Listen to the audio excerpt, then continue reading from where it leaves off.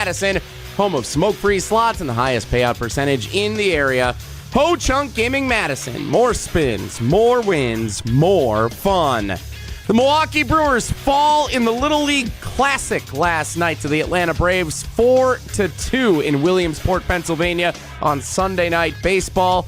That's okay. The Brewers still the fastest team to 80 wins in Major League Baseball this season. They're actually up to 81 now after winning 2 of 3 against the Braves over the weekend, both at American Family Field.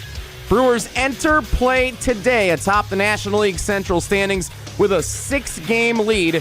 That is the second largest division lead in all of Major League Baseball. Only the Dodgers in the NL West have a larger division lead than the Brewers, and the Brewers are a game up on the Dodgers for the best record in the National League. No game today. The Crew returns to action tomorrow, visiting the New York Mets, 6:10 first pitch. Football, the Packers back at practice today up in Green Bay. Stick around. Wilde and Tausch, Jason hosting the show in Green Bay as the Packers get back to practice. And the Barry Alvarez Show, season premiere tonight at 6 o'clock. Metro Kia of Madison, Madison's trusted Kia dealer. Stop into Metro Kia on the east side of Madison or metrokiaofmadison.com.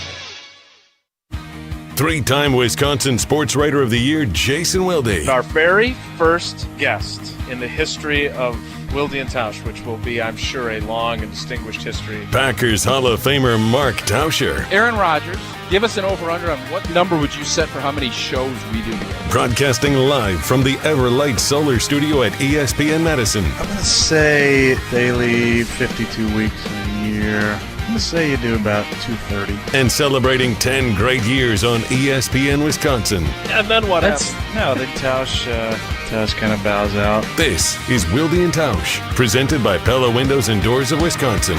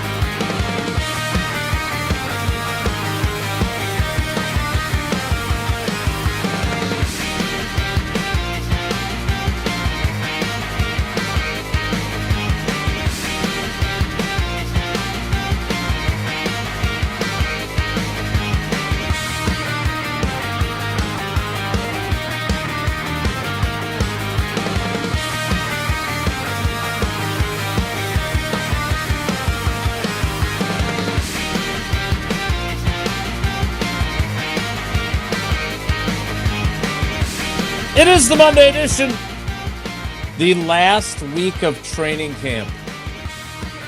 A few more arduous practices, just like they were when Tausch played.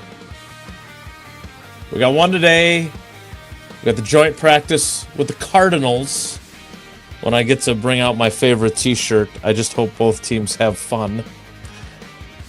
On Wednesday, and then that's it. That's all she wrote. Camp is over. Friday is the preseason finale. Sunday is cuts. And then it's on to Minnesota edition. The Brewers played in Williamsport yesterday, right? Not in Iowa. Okay, just wanted to make sure of that. Edition. And what do we make of Trey Smack and his recent run of success? Edition of Wilde and Tausch on 94.5 ESPN Milwaukee, 100.5 ESPN Madison, 1430 ESPN Beaver Dam, ESPNWisconsin.com, the ESPN app, your Alexa smart speaker, streaming live video, Twitter, Facebook, YouTube, and of course everything you need on the incredible ESPN Wisconsin app, which is A, free, B, fully customizable, and C, can be found both in the Apple and Android app stores. I am Jason Wilde in Green Bay. Jesse Nelson is in the Everlight Solar ESPN Madison studios. And I believe we have the Packers Hall of Famer from parts from parts unknown. You have great hands. You should be a hand model. Thought you weren't wearing watches anymore. He is the Packers Hall of Famer. He is Mark Tauscher. Hi. Good Hey, morning, buddy. Tausch. How are you? I'm doing great. How are you guys doing? Heck of an angle, old T. Well, I'm going to tell you, our friends at Tito's just helped me out. There's a Bloody Mary bar, and I didn't have anything to rest the camera on. So I want to just thank our friends at Tito's for letting me use this bottle till the golf outing Nice. starts. Yeah, worked out well. All right. I have to start with this because I was slightly confused yesterday because first of all, you're not much of a social media maven.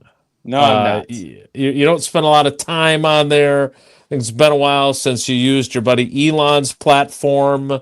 But yesterday you sent us a clip of you emerging from the cornfield of the Field of Dreams field? Yeah. Yeah, if you build it, they will win.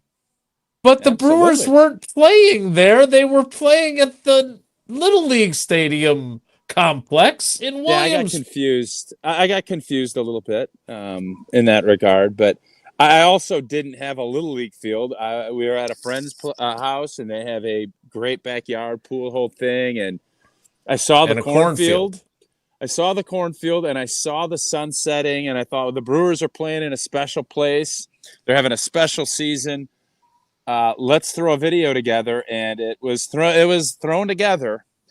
And gotten just rave reviews on it. Rave reviews on that video. What's your definition of rave? That's a fair question. I don't know, but I think it hit. The kids would say it hit. I think, right? Preach. So just to be clear, even though not every cornfield is created equal, you are not in Dyersville, Iowa. There, you We're are at a not, friend's in the Yeah. greater Sun Prairie, Madison, whatever area. That is correct. Right. And they have a cornfield, or their neighbors have a cornfield that you borrowed. I mean, for I your didn't video. bring out the plot lines to see like where their corn. Well, but it are was- they farmers? Your friends? They are not. No. Okay, so probably not their corn, but it was Mm. great. Churro worthy. Well, that was the thing. I don't know 'cause what that What was the is. heck is that about? I was gonna play on the Miz. Is this video miserable or? Yeah, you And did Eleanor too. Eleanor came up with we should be churrioing it, and I said that's good. Let's figure that out, and then so that was the road we ended up going down. And I thought it was Is kinda that a clever. play on cheer? Just for those who Yes. might not know? Like I'm Okay. gonna either Yeah. cheer Chorio or is it miserable? So I'm sure there was some other ones that we didn't think about that were probably better.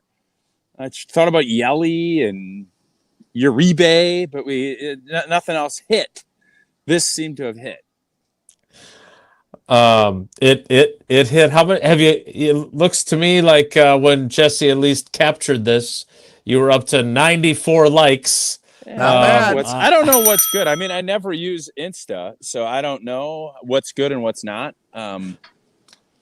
I don't know if that's good. I don't know if that's bad. I'll ask Jada, who's kind of our She's the expert. hip Yeah. young cat, that she could help us with that. Yeah.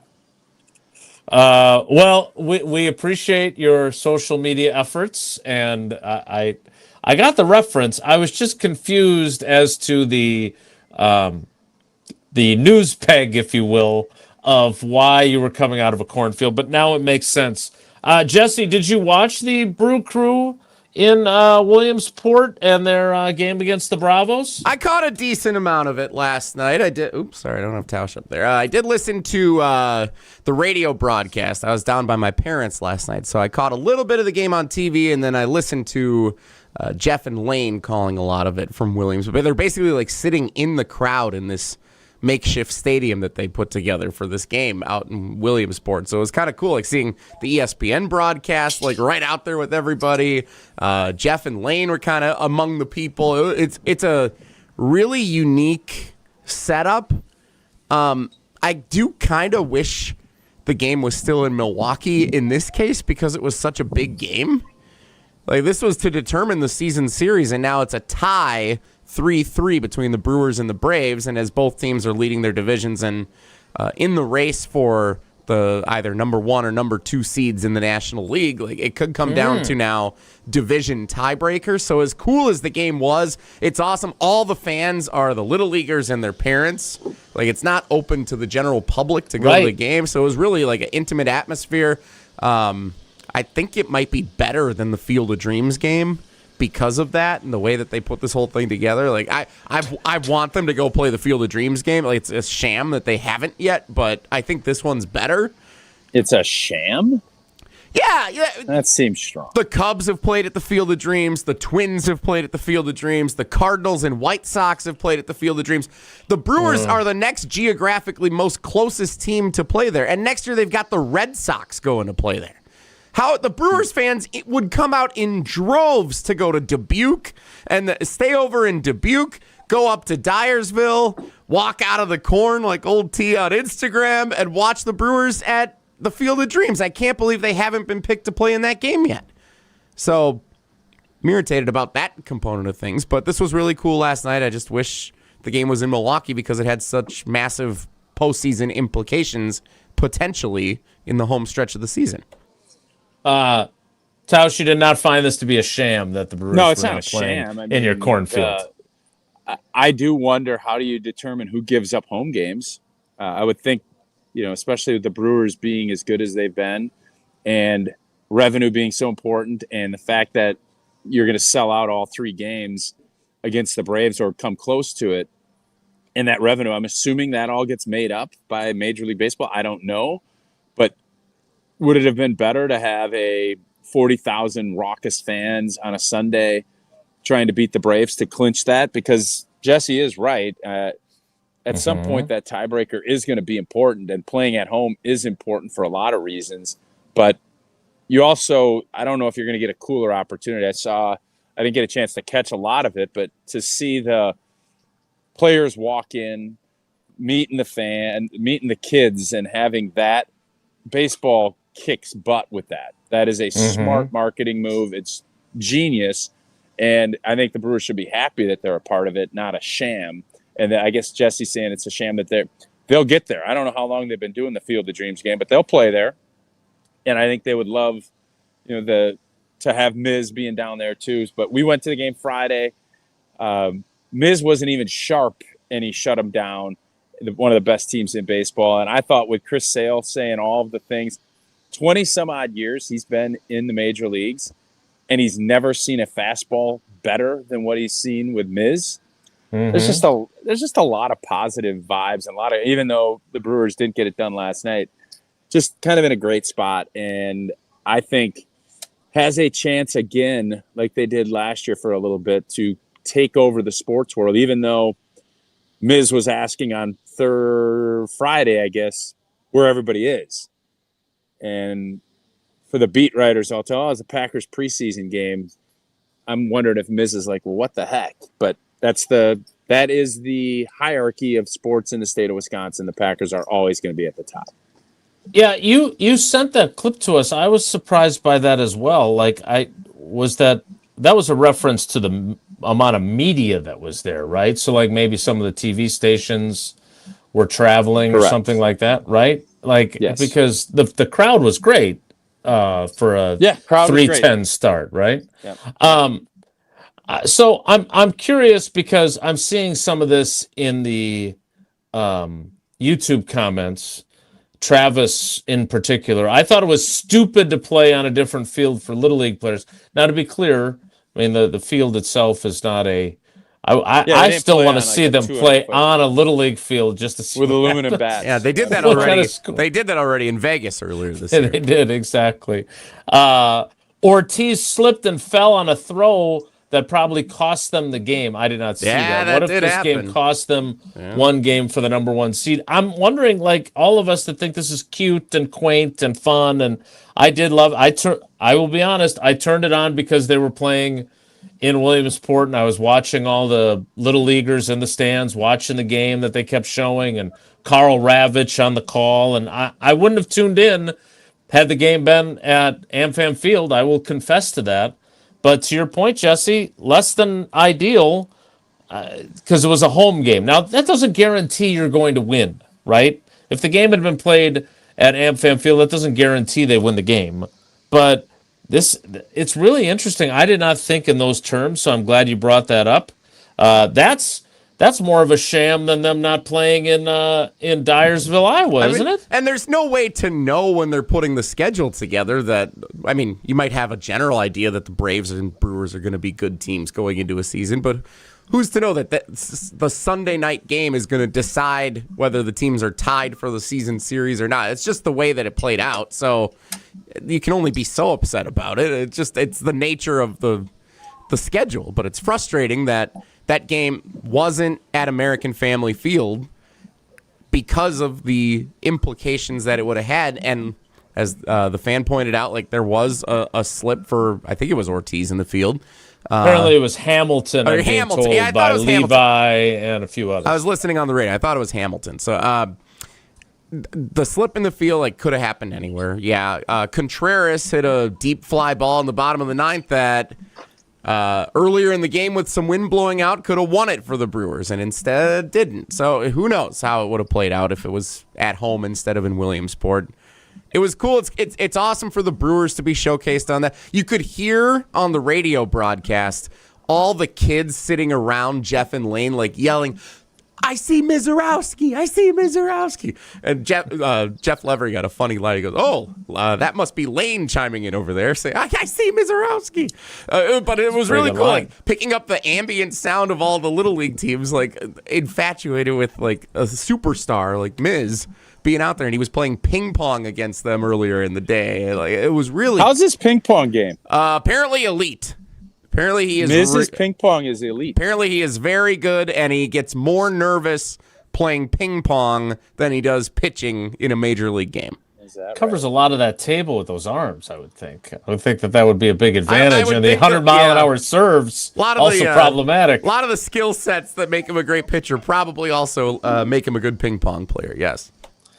Well, it's unfortunate that they lost. I still think it's a great tradition, just like our tradition of having Pella Windows and Doors of Wisconsin as a great partner and sponsor of our long-standing program. Indeed, and shopping for new windows and doors, it should not include haggling. Pella, they stick to straightforward pricing, honest conversations, helping homeowners find the right fit for their home, not using high-pressure sales tactics when you buy direct through Pella Windows and Doors of Wisconsin, the same team that manufactures your windows and doors, sell them, install them, and service them. Real pricing with premium quality without the game. Schedule your free in-home consultation today at PellaWI.com. Tausch is live from a Sendix golf outing. We're right down here at the Sendix golf outing, right outside of Milwaukee. Beautiful, beautiful day to be out here.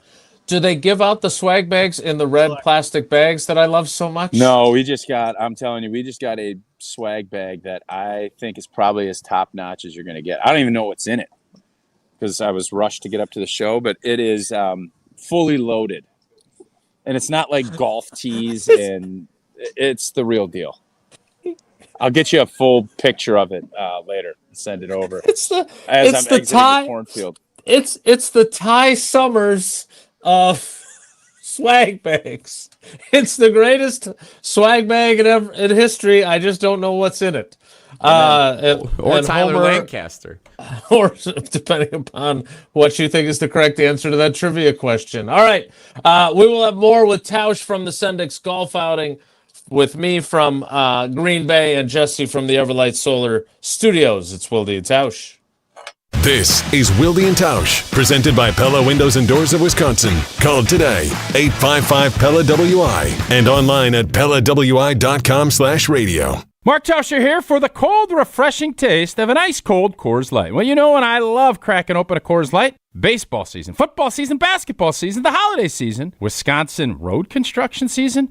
Every season, there is nothing better than having a good time while enjoying an ice-cold Coors Light. Coors Light is brewed with a 3-step cold process: cold lagered, cold filtered, and cold packaged, so it's actually made to chill. The mountains on Coors Light's cold-activated bottles and cans turn blue, so you know it is chilled to perfection, which, besides the cold, refreshing taste, is my favorite thing about drinking Coors Light. Refreshingly cold and only 102 calories, Coors Light is made to chill. Celebrate every season responsibly. Coors Brewing Company, Golden, Colorado. You're listening to 100.5 ESPN and the ESPN Wisconsin app.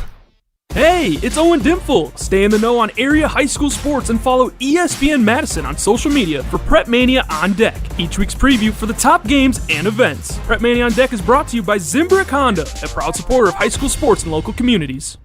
Dealing with storm damage? That's never fun. That's why homeowners are turning to Everlight Solar for roofing and exterior repairs done right. They handle the entire process, from insurance claims to fixing your roof with one trusted team. Less stress, faster solutions, and a home that stays protected from the elements. If your roof took a hit, Everlight's got you covered. Visit everlightroofing.com to get started today. That's everlightroofing.com. Everlight, a proud partner of Wisconsin Athletics.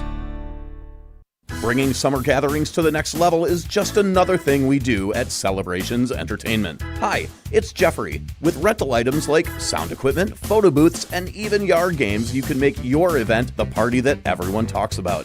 Any event like graduation parties, block parties, or even a backyard barbecue can be elevated with fun, interactive items to make everyone ask, "Hey, how'd you pull this off?" Just tell them celebrationsentertainment.com. That's celebrationsentertainment.com.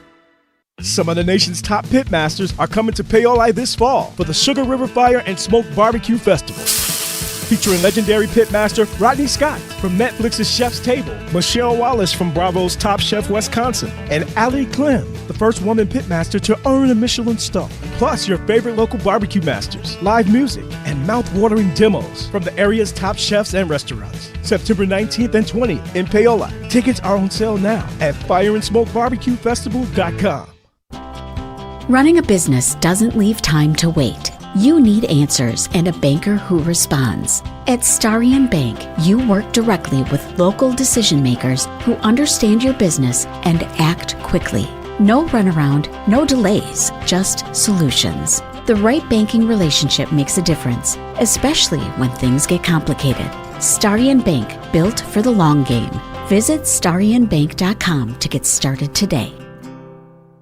Looking to take your baseball game to the next level? GRB Academy's annual Top Prospect Camp is Sunday, October 11th, bringing together some of the best talent from across the Midwest. The camp is open to high school position players, pitchers, and catchers in the 2027 through 2030 graduating classes. Space is limited and registration closes once capacity is reached. Don't miss your chance to compete and showcase your skills among the best of the Midwest. Register today at grbacademy.com. That's grbacademy.com. Mark Tauscher here for Pizza Hut. I've been telling you for a while now how much I've loved Pizza Hut going back to the days when I was a kid participating in their legendary Book It program. Well, how's this for a throwback? Introducing Pizza Hut's Throwback Value Menu. Features their iconic personal pan pizza, just $3. And a medium one-topping original stuffed crust pizza for just $10. You asked for it, so they delivered. It's the Throwback Value Menu from Pizza Hut. Order on the Pizza Hut app or at pizzahut.com. Pizza Hut. No one out-pizzas the Hut. Hey, this is Rich Eisen. Coming up on Monday, another preseason week is in the books, and we'll get you caught up. It's my 4-down season preview on the 49ers, and the comedian Sam Morrill joins us in studio on Monday's Rich Eisen Show on Disney+, the ESPN app, and ESPN Radio.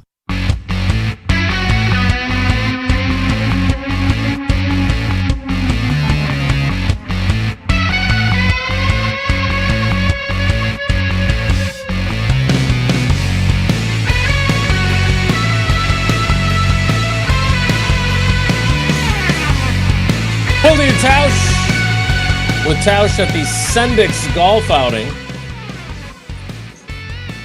Can't wait to see the contents of that swag Yeah, bag. it's such a beautiful day, and I was out on the patio as people are matriculating in. I thought I should probably move inside so that they can enjoy their Tito's, the Bloody Mary bar, and without me screaming about the Trey Smack and the Packers and the Brewers. Give them a little space. It's such a beautiful day, I thought I should move inside. That's what I heard. Yeah, the deck is filling up with a bunch of people. I'm not going to take up a table and do all this with the food being out there. It's a very thoughtful of you. Very unselfish move by selfless. Old T. Yeah. Very selfless. Yeah, which Very is good. kind of my brand. So it's good. Indeed it is. What is the brand of Trey Smack right now?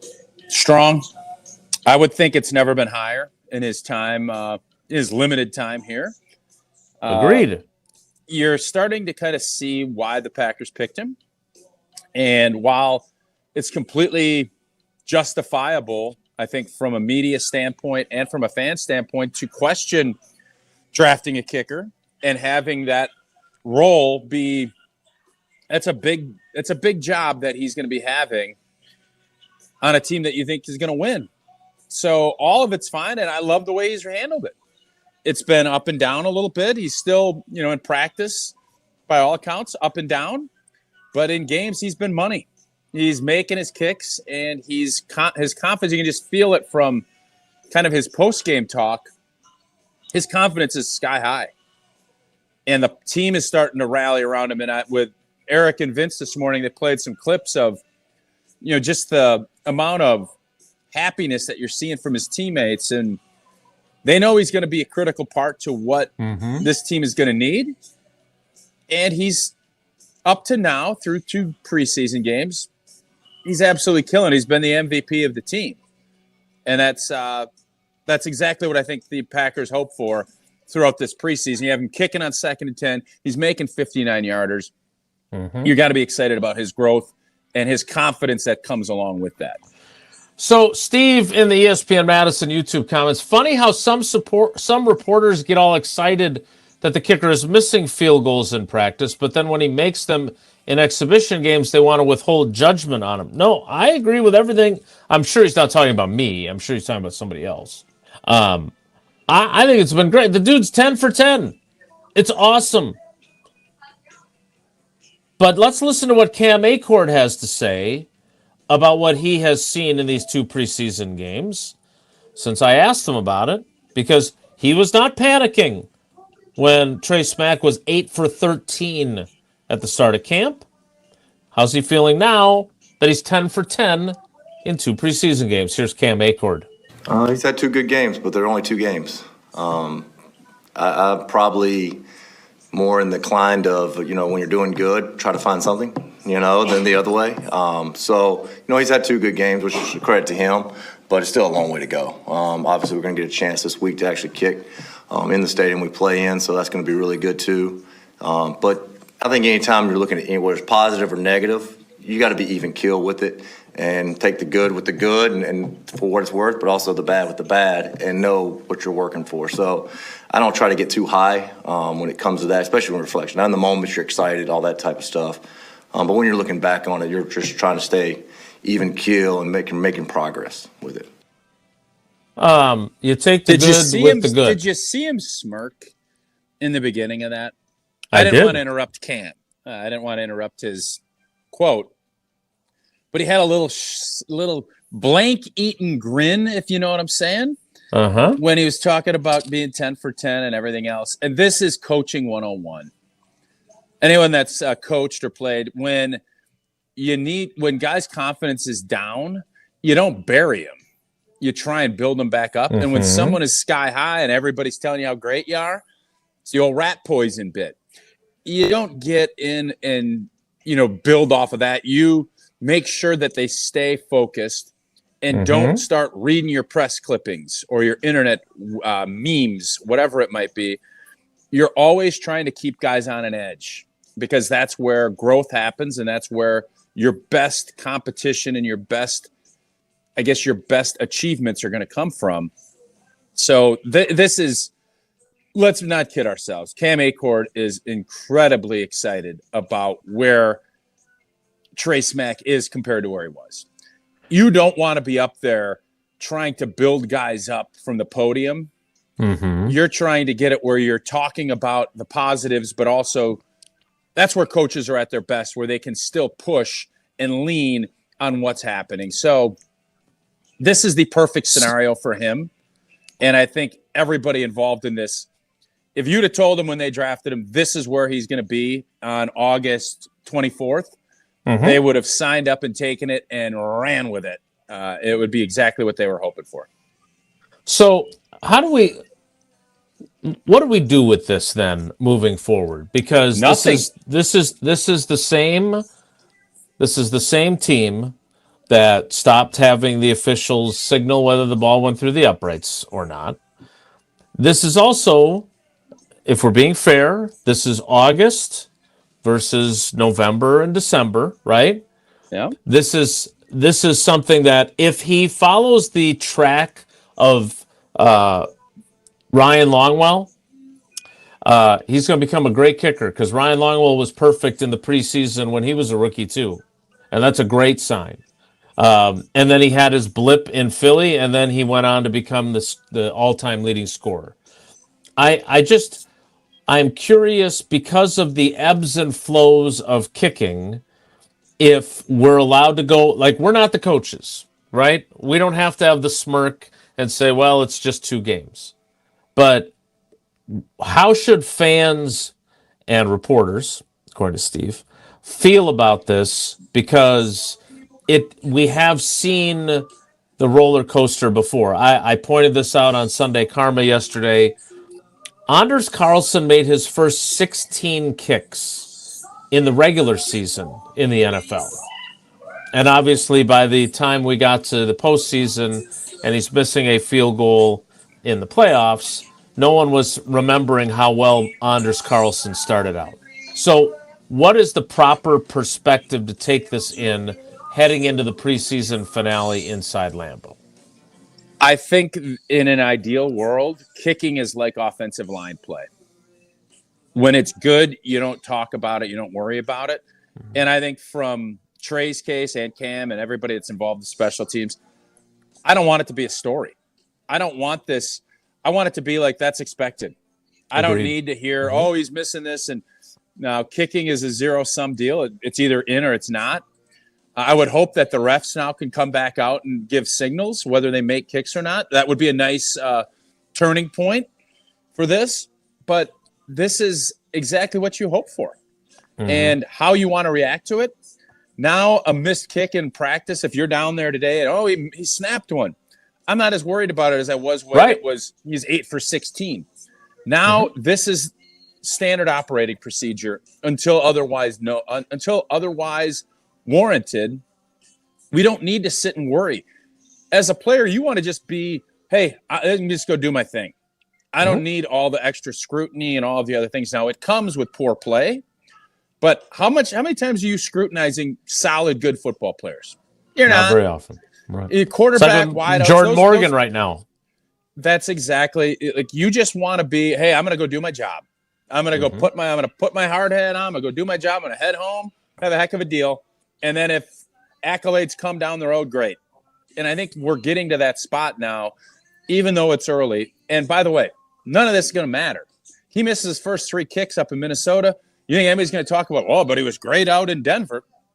So you're still going to have to continue to prove yourself, but it takes a storyline out of the equation. And as a player, especially a young player trying to develop, you don't want to be a storyline. You want to be a consistent guy that people can count on. A couple of different things to talk about in the YouTube comments when I come back from going to do part of my job at Matt LaFleur's press conference. Tausch, you mentioned the folks at Tito's helping you out with a handle to put your video stream up against. They're always there to help you with all kinds of things, including your infusions. Everything, and today is it's going to be a beautiful day. I bet a transfusion might be in the mix, or maybe a vodka lemonade or cranberry. There's going to be a lot of it. The Bloody Mary bar is rolling, and of course, it's Tito's handmade vodka that is going to be in those drinks because Tito's just makes everything better. Crafted to be savored responsibly. Tito's handmade vodka. More Wilde and Tausch straight ahead. Stick around. Green Bay, we might have a kicker. He has now earned the trust because of these 2 preseason performances that I think it's going to go through the uprights every time. You're listening to Madison's home for Packers fans, the ESPN Wisconsin app and ESPN Madison on YouTube. Mark Tauscher here for Zimbrick Chevrolet in Sun Prairie, the name you can trust. As we count down the days to kickoff of the college and pro football seasons, you may be planning those last few weekend road trips before we get back into our fall routines. Well, if that's the case, remember to stop by and see the reliable service team at Zimbrick Chevrolet in Sun Prairie before you hit the road. There's no better vehicle service team than the team I trust over at Zimbrick Chevrolet in Sun Prairie. Get a tune-up, check the battery, check your tires, change the oil. Make sure all the inner workings of your vehicle are in tip-top shape so you can focus on the fun of getting from place to place for whatever your next adventure holds and not allowing vehicle trouble to disrupt you. Schedule a service appointment, view vehicle inventory, and learn more about all they have to offer at ZimbrickChevrolet.com. That's ZimbrickChevrolet.com. There's only a little bit of time left this summer. Don't let vehicle trouble take a second of it away from you and your family. Trust the fantastic service team at Zimbrick Chevrolet in Sun Prairie, the name you can trust. The Don is back. They better get season tickets right now because before long, they probably won't be able to. The Barry Alvarez Show returns to ESPN Madison this fall. This is a big game this week, and we got to bounce back. Tune into the season premiere tonight at 6 p.m. That's pretty good. You win a lot of games when you do that. The Barry Alvarez Show, presented by Hard Rock Casino Rockford, airing all season long on Madison's home for Badgers fans. 100.5 ESPN, the ESPN Wisconsin app, and ESPN Madison on YouTube. Shopping for new windows and doors shouldn't feel like a negotiation. Pella Windows and Doors of Wisconsin doesn't believe in games. They never inflate pricing, and there's no high-pressure sales pitch. Just premium windows and doors built for long-term comfort, beauty, and peace of mind. Buy direct through Pella, and one trusted team handles everything with Pella certified installers every step of the way. Real pricing, premium quality, no games. Pella Windows and Doors of Wisconsin. Schedule your free in-home consultation today at PellaWI.com. Since 1956, Hallman Lindsay Paints has been making paint in Wisconsin for Wisconsin. Because of their commitment to making great paint for Wisconsinites, Hallman Lindsay has grown over the years to 27 locations in this great state. Headquarters in Sun Prairie with a state-of-the-art facility, Hallman Lindsay has the paints you need to make your job better. From do-it-yourself to professional, Hallman Lindsay has paint for everyone. Visit one of their local locations today in Madison, Sun Prairie, Middleton, and Janesville. Hey, it's Molly Brown from Molly and Jim. I never thought I'd have to design a second wedding ring, but after losing my original, that's exactly where I found myself. And Jim at Condon Jewelers made the whole experience feel special instead of stressful. I got to sit down with Jim, talk through what I loved about my old ring, and actually be part of designing something that felt like me. And now I absolutely love my new ring. It's beautiful, it's personal, and there's a story behind it. If you're looking for something that feels completely your own, Jim at Condon Jewelers is the person I'd trust to help you create it. Hey Badger fans, football fans, and business leaders. I'm Pro Football Hall of Famer Joe Thomas, and I hope you'll join me on August 25th at the Madison Marriott West. Matt LePay and I will sit down for a live conversation about my journey from the NFL to entrepreneurship, sharing lessons on leadership, durability, and building success beyond the game. You'll enjoy dinner, networking, and have a chance to sample some of my famous Hall of Fame Farms Wagyu. Get your general admission or VIP experience tickets today at MiddletonChamber.com. That's MiddletonChamber.com. Mark Tauscher here. People ask, why did I join UW Credit Union? Well, let's break it down. Convenient local branches, easy to use mobile banking app, rewards checking with early payday, and that beautiful Bucky debit card. Also, they've been serving Wisconsin since 1931, which means they have local expertise that's actually local. So stop by a branch or visit uwcu.org to join today and become a UW Credit Union member like I did. Federally insured by NCUA. Terms and conditions apply.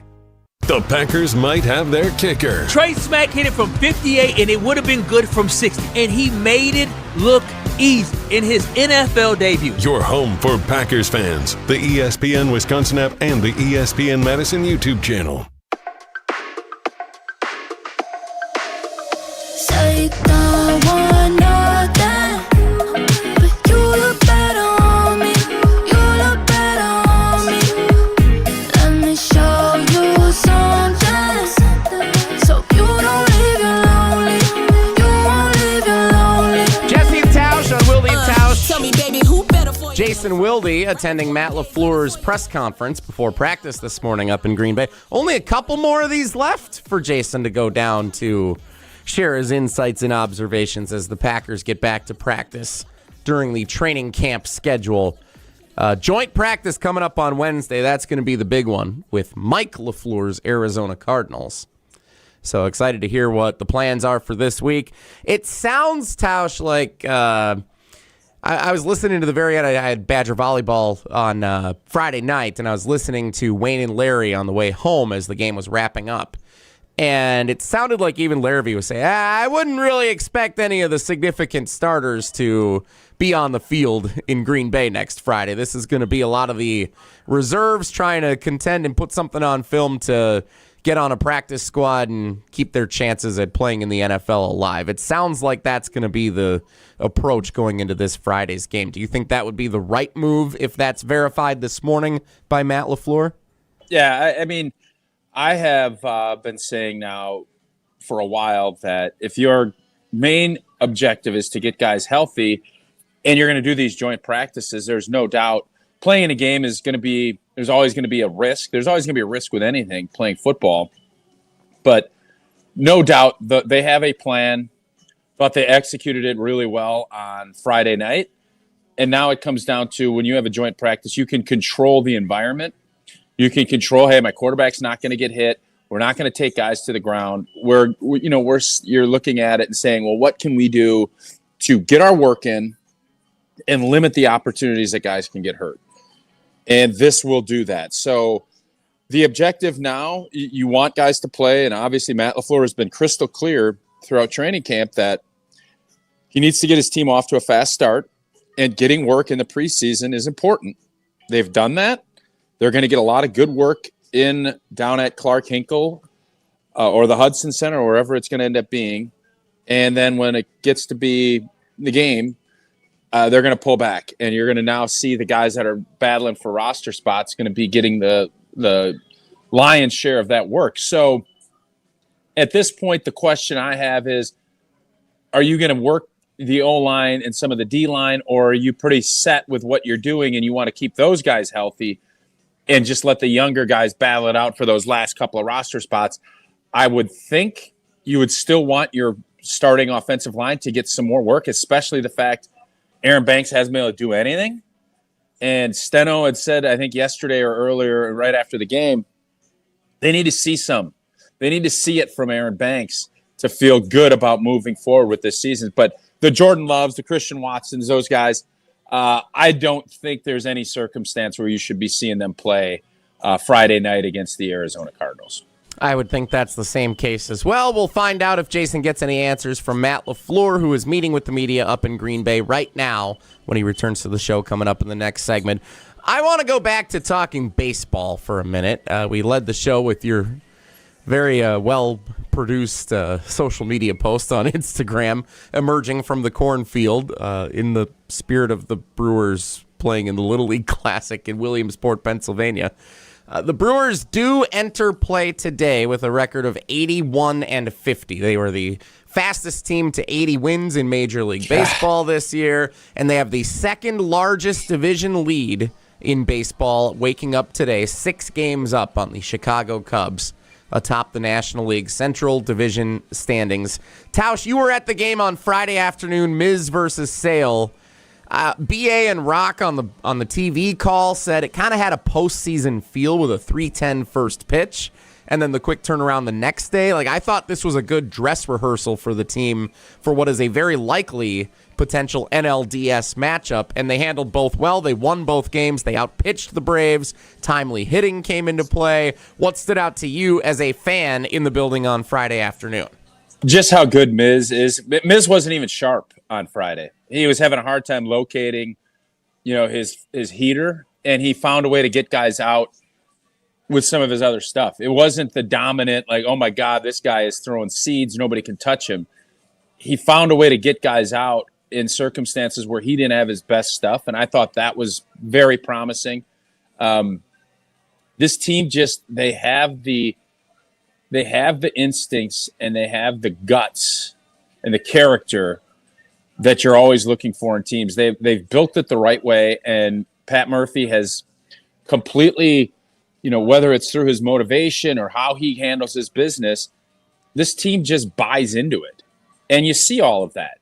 Now, is there a stretch where things could get rough yet?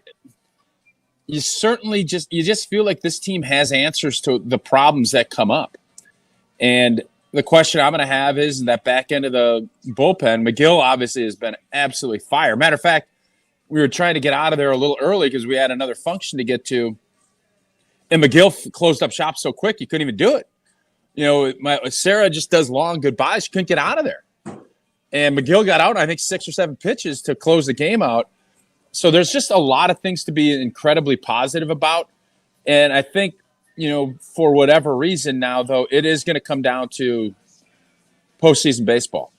And this team is built the right way, but I would say the lack of power and the lack of, I think are we last in the National League in home runs? If we're not, we're close.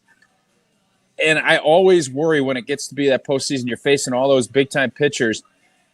Can you string stuff together in a short series, or do you need the home run and the bombs? And that is going to be a question that we're still going to have to answer. But this team is they're just a lot of fun to watch. And I would say enjoy these next 6 weeks of baseball in the regular season and get down to AmFam Field as much as you can, because it is a great environment and a lot of fun to be at. I messed something up. Okay. I just got a text from our friend Evan Cohen of Unsportsmanlike on ESPN Radio. All right.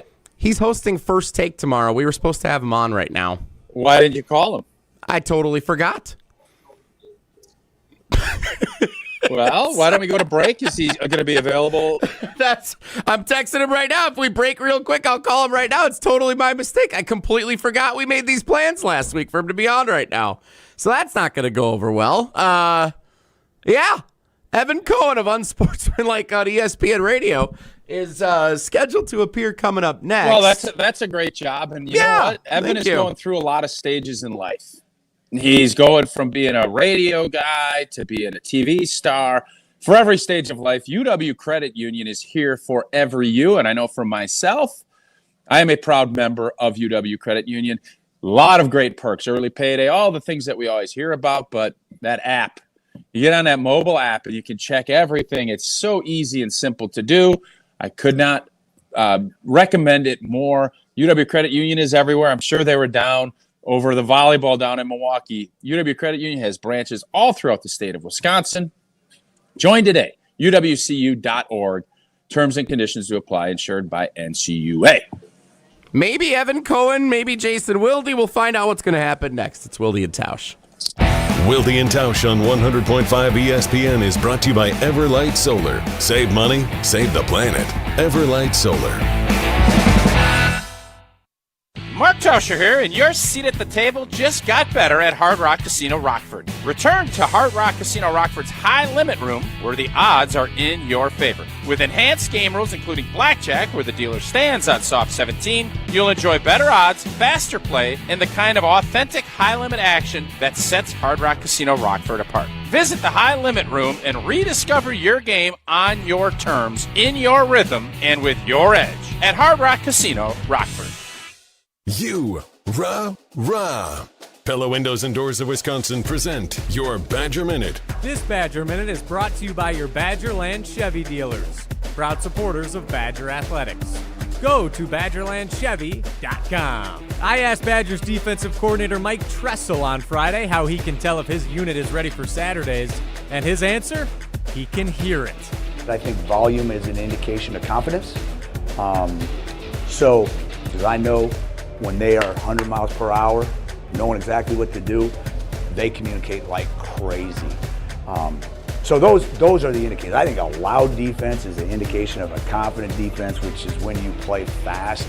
And we all can notice if you give up a play and everybody gets silent out there. I do not feel like we've been doing that. Pella Windows and Doors of Wisconsin doesn't play games. Just straightforward pricing, premium quality, and trusted Pella certified installation. Visit PellaWI.com today.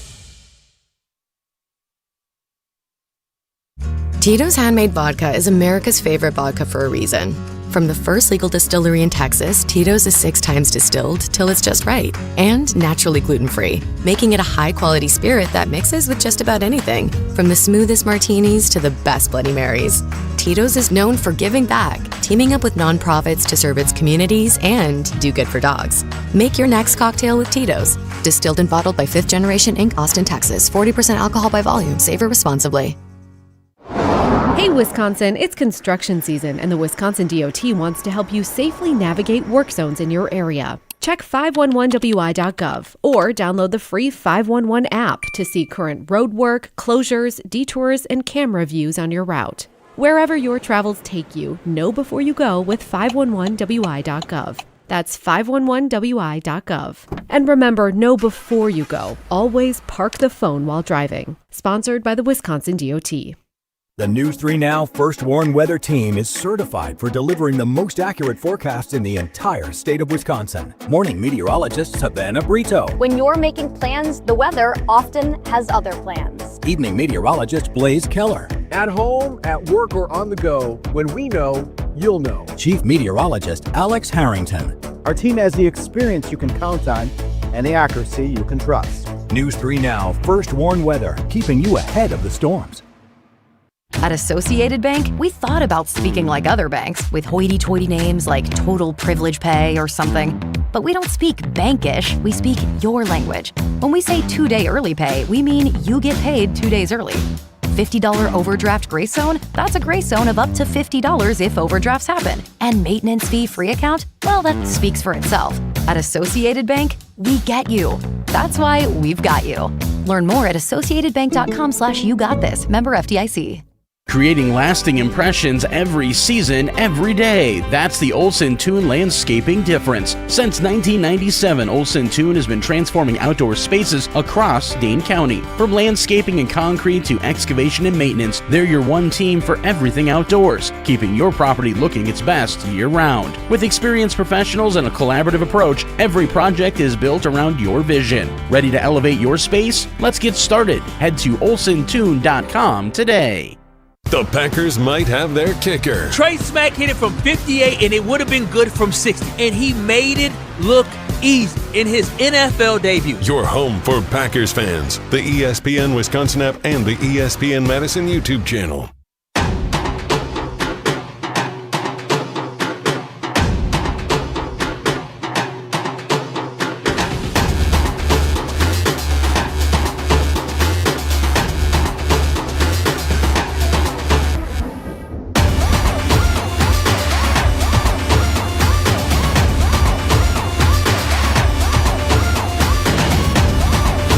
Matt LaFleur has spoken a lot about his brother coming to town, which you know I love a good story like that.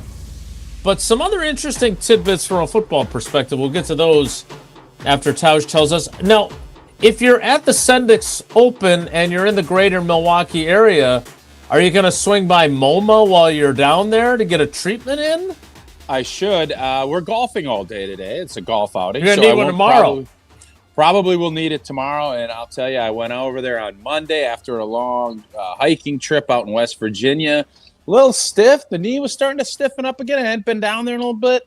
Man, I felt great all week, and I can give my friends at MoMA, the Midwest Orthopedic and Musculoskeletal Alliance, a lot of credit for that. MoMA, they bring together the orthopedic physicians, pain management specialists, clinics, and affiliated services that have delivered award-winning orthopedic and pain care across the greater Milwaukee area for decades, and they're now working together under one name. Learn more, schedule an appointment, visit MoMAMKE.com. That's MoMAMKE.com, and let them get you back to your game. Matt LaFleur started a couple minutes early, which he never does. So I got in there a little bit tardy, but I got a few questions in. But interestingly enough, to your point about Trey Smack, unless someone asked amid the questions about his brother coming to town and the joint practice that's coming up between the Packers and the Cardinals, Trey Smack wasn't even a topic of conversation. And that is exactly what they're hoping for. Right. Exactly what you were saying before I departed. So, obviously Matt LaFleur talked about him after the game in Denver, but there's not much to say. He hasn't missed in games. And now they'll go into Lambeau Field where, I will admit to one thing. I kind of poked fun at Cam Acord a little bit for this whole idea that, we don't really care if the ball goes through the uprights in practice. We just care about what kind of contact he's making, which felt to me a little bit like the not showing whether they made or missed the field goal. Yeah. But he said in game, if you look at what he's done in the games, first of all, they have shown that he made them all, and second of all, he has not missed. So, so he was not a topic of conversation. But I wanted to get to something, and we'll get to more in the 10 o'clock hour. But I thought this was an interesting point in the YouTube conversation. And I have to admit that I have been a little bit, I don't want to say dismissive, but I don't think you go out and get Tyrod Taylor to then go with Kyle McCord as your backup. But Kyle McCord has had a better camp than I think anybody expected from him. And Roberto, in the YouTube comments on the ESPN Milwaukee YouTube channel, backup needs to have high-end talent to give the team a chance to win. Willis was raw, but we all saw his elite athleticism. McCord has a great arm, could give them a chance if Love is out a week. Look, I've been really impressed with Kyle McCord. I was just asking LaFleur, too, about the fact that because he's played well as the number 3 quarterback, which is certainly not always the case with number 3 quarterbacks in preseason, he has given guys like Michael Sturdivant and Shepard and Nayor a chance to have a chance at wide receiver because they actually have a competent guy throwing the ball to them in the second half of preseason games. But Tausch, I got to disagree with Roberto. Like, I like Kyle McCord as the number 2 quarterback in 2027. I think in 2026, with what they have at stake, that would be a risky Matt Hasselbeck style call to make to go to him in 2026. Tell me why I'm wrong. How many years did the Green Bay Packers sign, and how much money with Tyrod Taylor? I will fact check that while you consider my question. Yeah, I think we always expect and hope because we see guys play well in the preseason, and we just say, "Oh, it'll be cheaper. He's going to be this guy that we'll be able to build, and then we'll be able to, like a Matt Hasselbeck or Aaron Brooks, and we'll be able to trade him for his 3rd or 4th round pick after he gives us 2 or 3 great years of cheap backup play. That's great. And when you have Favre or you have Rodgers, you don't really need it. You can get away with it. Jordan Love has missed some time, and if it's not for Malik Willis, I'm not sure where if this organization looks the same. Right. You don't make the playoffs. You're not. Matt LaFleur didn't make the playoffs last year. He ain't keeping his job. So when you factor all of that in, I think you realize how important that spot is. Tyrod Taylor has been a really good pro for a long time. And I know everybody gets excited about what they see in August and what they get, but I'm not banking on any of that. Not when you have a team that you think is championship caliber. So until that comes into play, Tyrod Taylor is going to be my backup. And then the tough decision you're going to have to make on McCord, and we had this last week, and I think we always get so caught up. Oh, my God, we can't lose this guy, Joe Callahan. Oh, we can't lose him. And then there's cases where it's Taysom Hill, and you're like, it would have been nice to keep him. He's a nice little trinket for 3rd and short, 4th and short. And we overvalue sometimes because we watch.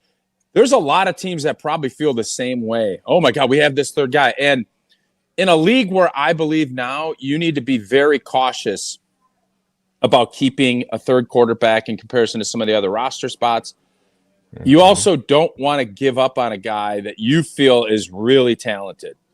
So the Packers are going to have a tough call to make. Tyrod Taylor is going to be your backup quarterback, people.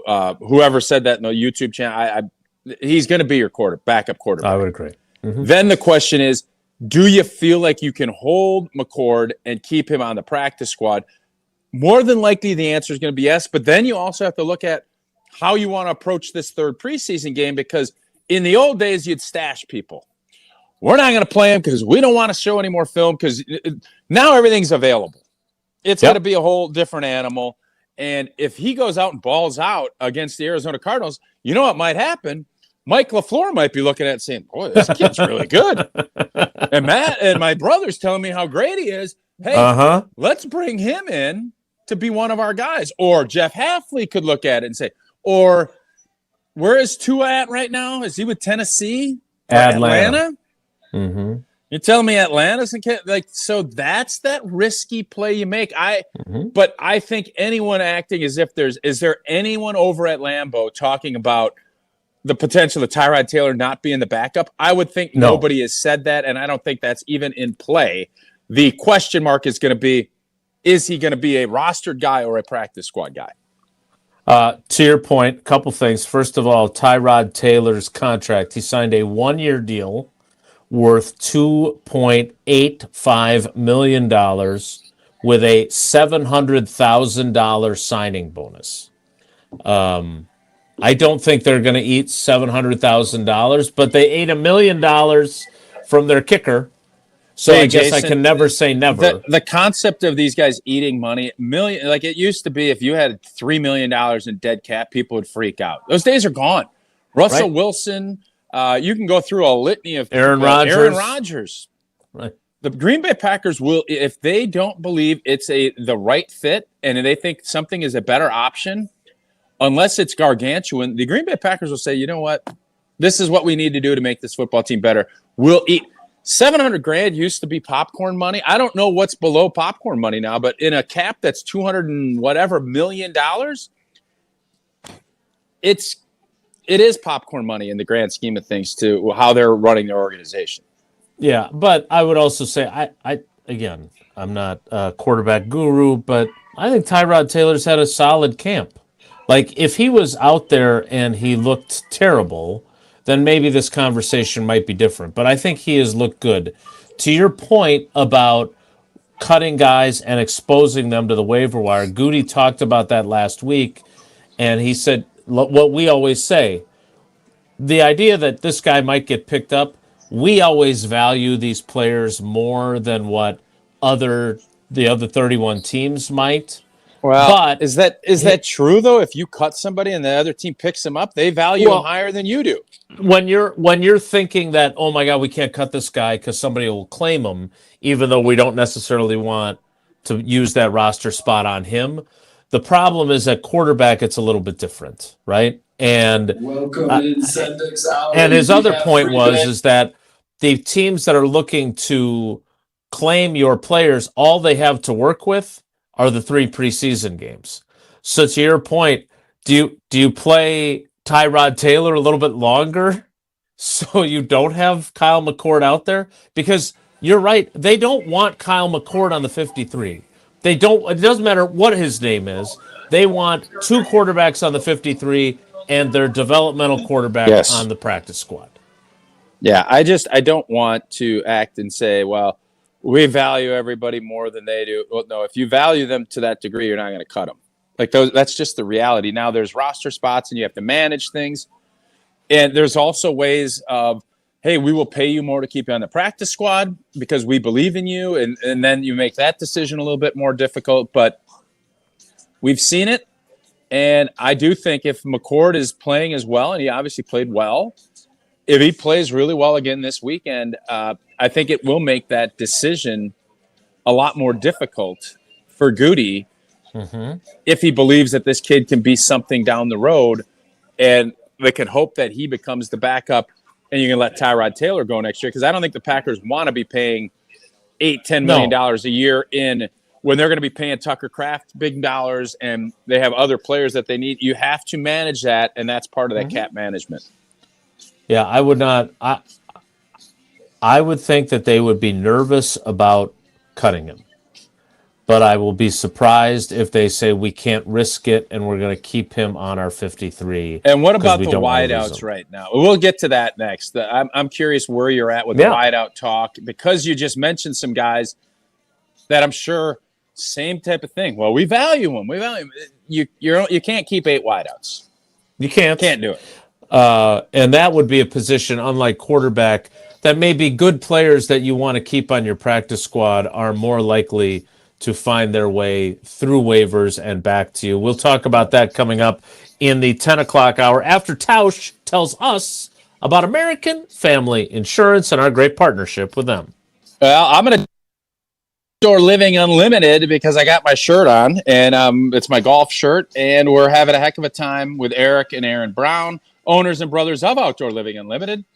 They were the right guys for us to work with, and we're going to get our project started soon. We finally got all the design and the plan done. We love the fact that their hardworking values, they match up with what we love here. They're locally owned and family owned and locally operated in Wisconsin. Their showroom was awesome to go through. We figured everything out. If you're looking for a new deck, outdoor kitchen, screen room, or more, Outdoor Living Unlimited is a must. Start with OutdoorLivingUnlimited.com. and end with an amazing outdoor space. The 10 o'clock hour starts in 2 minutes. It's Wilde and Tausch.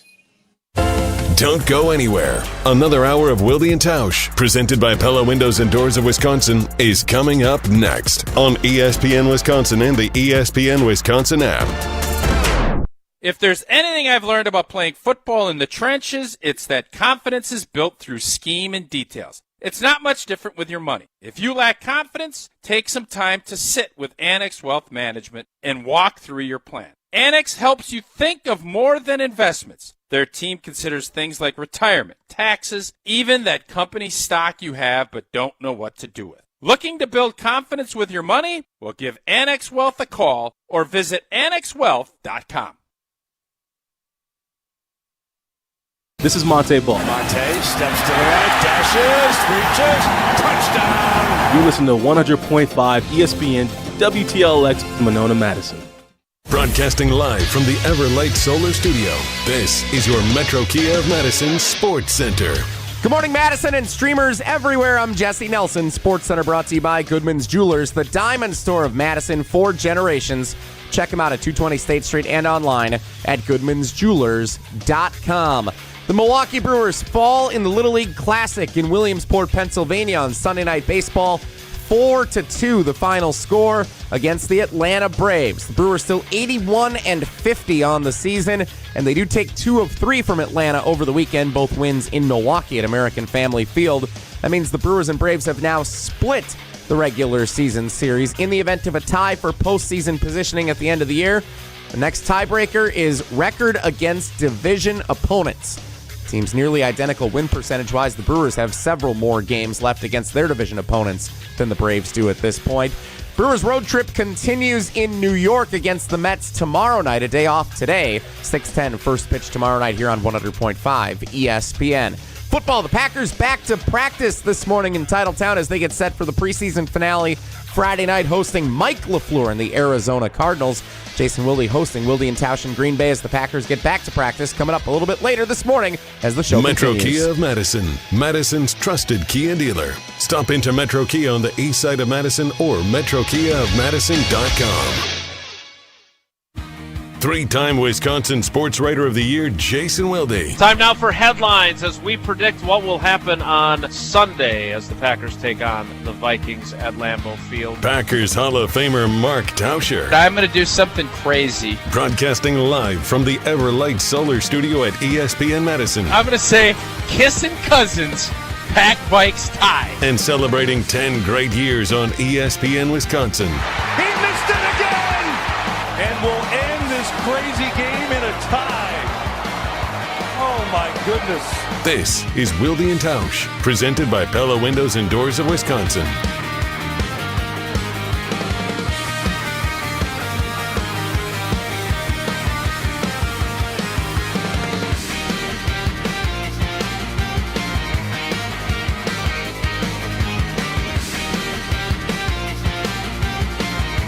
The 10 o'clock hour of Wilde and Tausch begins now.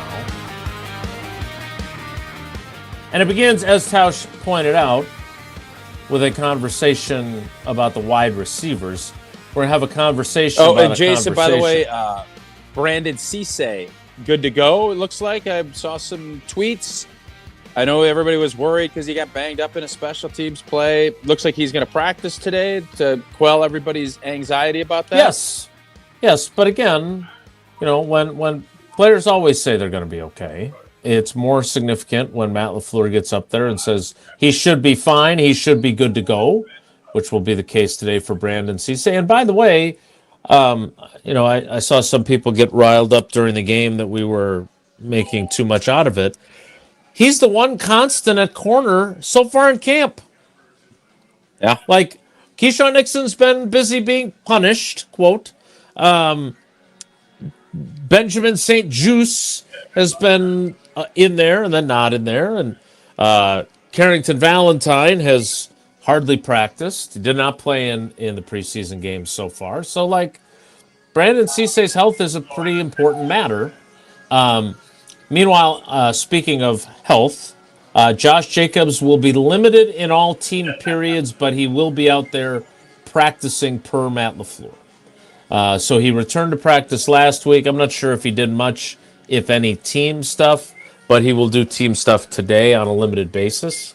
I want to get into the wide receivers further, but since I brought up Jacobs, again, here we sit on August 24th. This incident that occurred, this domestic incident that occurred, happened on Memorial Day weekend, and we have almost reached Labor Day weekend, and we still don't know what his situation is. And I've had a few people say, well, look at James Pierce, the edge rusher for the Falcons. He was suspended 8 games. Again, he was formally charged with multiple felonies. He entered a diversion program as part of a plea agreement that will clear him of those charges if he completes the 1-year program. But that is essentially an admission of guilt when you agree to that program. That is not what has happened yet with Josh Jacobs. We still don't know if he's going to be formally charged or not. Right now, he has not been formally charged. So that uncertainty, and with where they're at running back, because I love the Marshawn Lloyd story. I wrote it over the weekend. Marshawn Lloyd had his 11-yard touchdown catch, but we're grading him on a curve, aren't we? Hey, he stayed healthy. Good job. Way to go. I've been guilty of it as much as anybody. Is he good enough to carry the ball 15, 20 times in Minnesota if Josh Jacobs aggravates his groin injury on the opening drive? I don't know. And is Pierre Strong, another South Dakota State alum, going to make this roster as a 4th running back? Is he going to be a practice squad guy that they have active on game day? I don't know that either. So before we get to wide receivers, are you okay with where they're at running back heading into the last preseason game? No, I don't think it's me either. If Josh Jacobs was full tilt going, and I think you can feel better about Marshawn Lloyd. He had a nice, obviously a touchdown the other night, and he's staying healthy, and he's been able to stack days, and we're seeing where he's at. And if that was the case, I think you'd feel good. But there's a lot of uncertainty with Josh. I don't know how on earth you could suspend somebody when there's no charges. I don't know all of that. I haven't studied the inner workings of all, the legality and all of those things. But I'm more concerned about him being banged up and not being full tilt ready to go. Now, he's got a couple of weeks to get settled in, but he was banged up a lot last year. He is getting older. And I think you feel like their Packers are still kind of banking on him being a bell cow and then sprinkling everybody else. I think it would have, and that's why I was gung-ho for them to draft a guy this year and maybe get the future rolling a little bit, and having more of what you're seeing around the NFL is more by committee, riding the hot hand. Somebody's banged up, let the other guy do a little. You're not seeing he's our 3-down bell cow back. You just don't see a ton of those guys anymore. You're seeing more with a 2-headed approach, and I don't think the Packers are in a position to have that. And then when your one bell cow does get banged up, then you're hoping and thinking, and while you can say, Pierre Strong, Marshawn Lloyd, all of those things, maybe, but it's really hard, especially if and it just makes me believe even more that this is going to be a more Jordan Love pass-oriented offense, with the run being more sprinkly than it's been in the past. I think Matt LaFleur is ready to open the hose on this offense and letting it be Jordan Love's operation and maneuvering the running game as best he can. Right, and look, I am not in any way downplaying what may or may not have happened on Memorial Day weekend. I don't want to get into the weeds of the legal situation. I just want to know when they decide whether they're going to pursue charges or not, and then what that means for his availability. I don't want to talk about all that other stuff. But I would say this, to your point, Tausch, let's say that never happened. I'm still not sure that I would feel super comfortable with where he's at.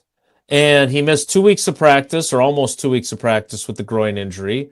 He did, and by the way, he also takes a hell of a lot of punishment as a running back. That is his running style. And last year, him not being 100% was certainly a factor in their offensive productivity, because they do rely on him to run the ball. They rely on him to deal with the fact that he does not get a whole lot of yards before contact because of the way their offensive line blocked last year. So you better have some options. And maybe Marshawn Lloyd, who is apparently going to play again this week because he needs the work, maybe he continues to callous himself and he ends up being fine as a number 2. And you've got Chris Brooks, who carried the ball fewer times total last season than Emmanuel Wilson carried in the one game he started when Jacobs didn't play. But again, it'll be interesting to see if that's a place where they're considering some additions at the final cutdown from other teams that release running backs, what their emergency board looks like, etc. All right, I want to get into the wide receivers next, because I think this is really interesting, especially with where they kind of find themselves with their depth chart there.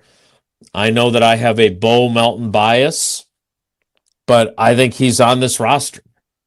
And I am skeptical that they would make a change there and go with some of these guys, even though they've had strong camps. So we'll get into that coming up after Tausch tells us about Jones Dairy Farm. I see you're wearing your hat from your visit.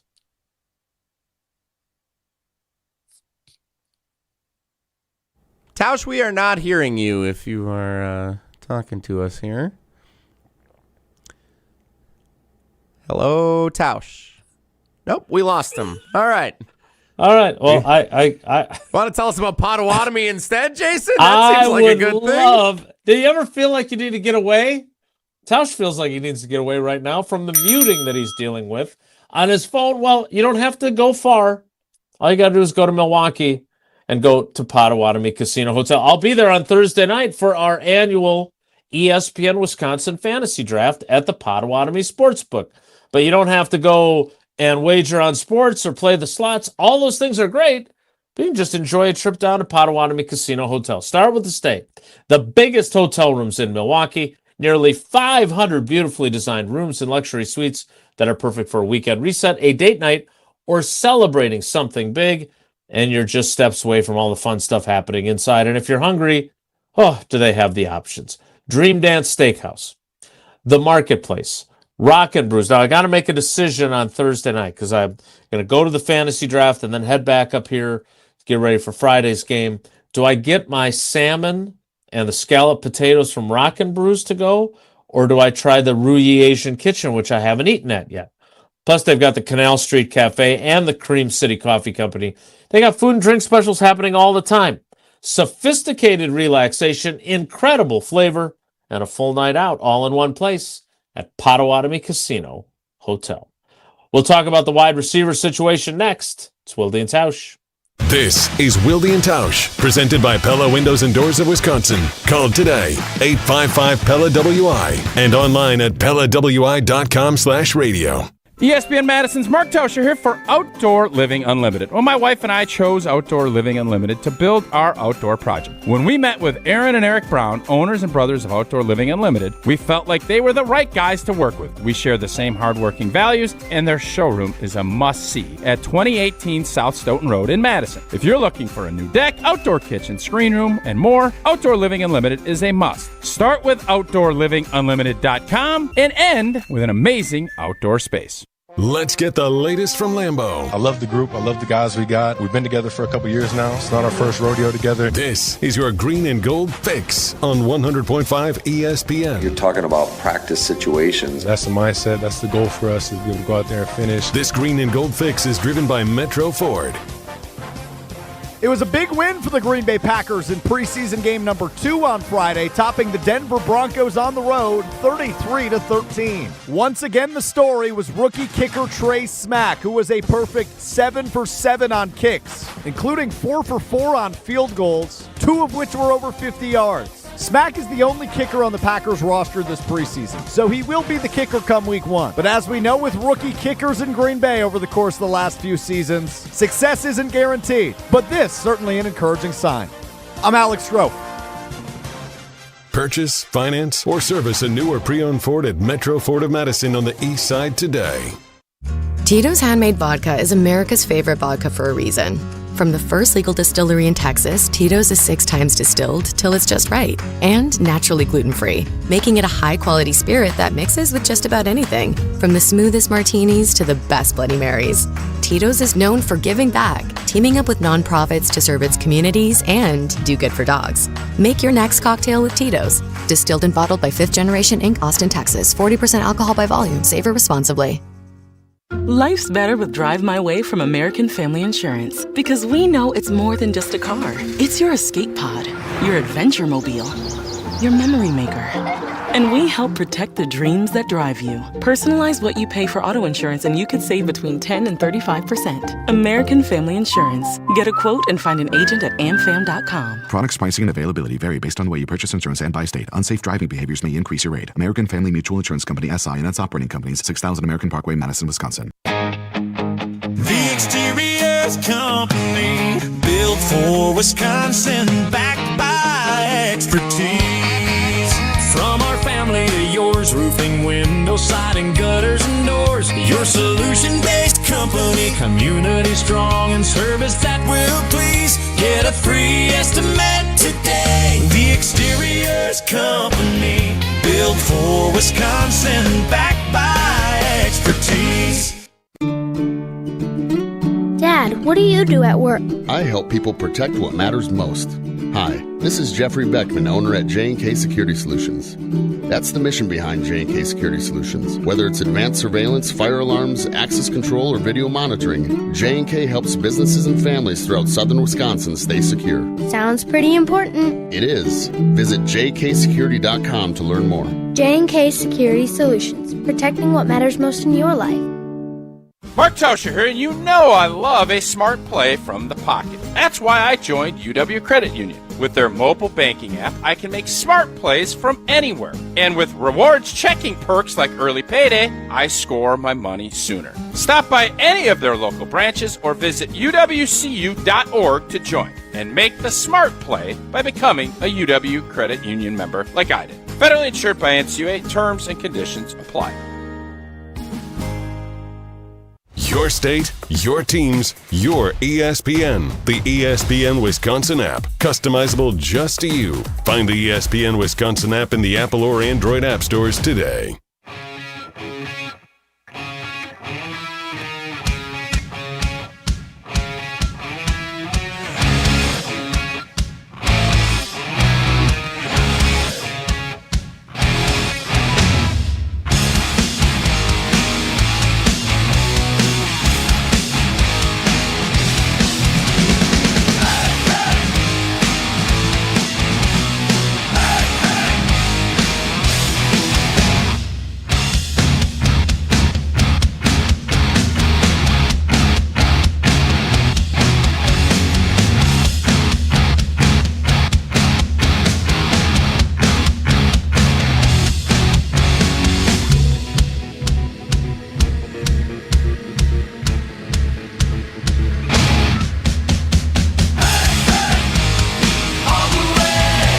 Wilde and Tausch rolls on.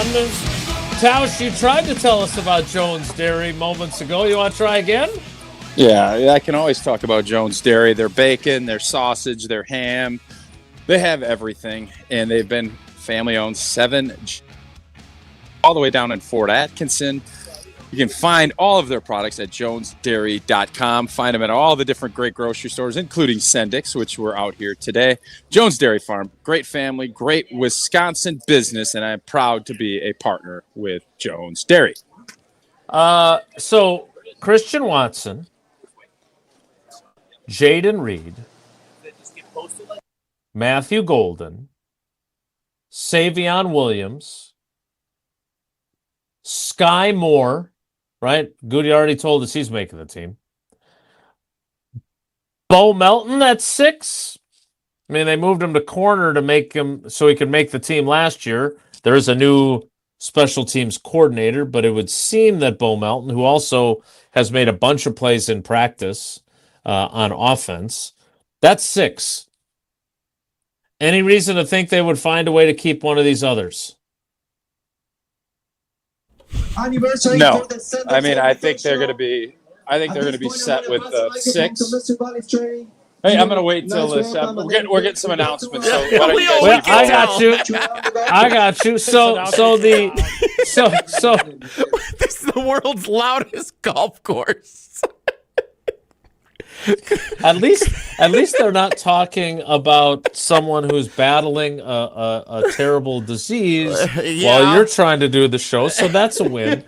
So while Tausch waits out the announcements to a speaker, or like, what? My God.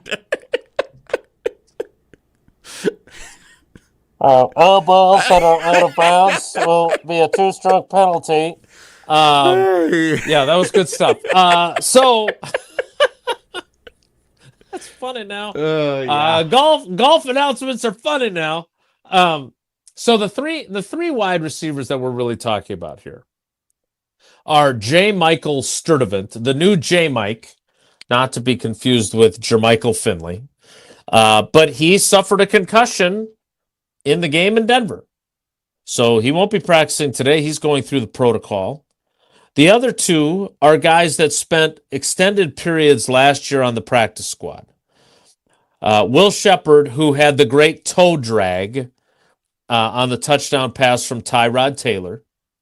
And then Isaiah Nayor, Isaiah Nayor looks the part. Like, he is a tall, strong, fast, athletic dude. And he bounced around a little bit in college. Things did not.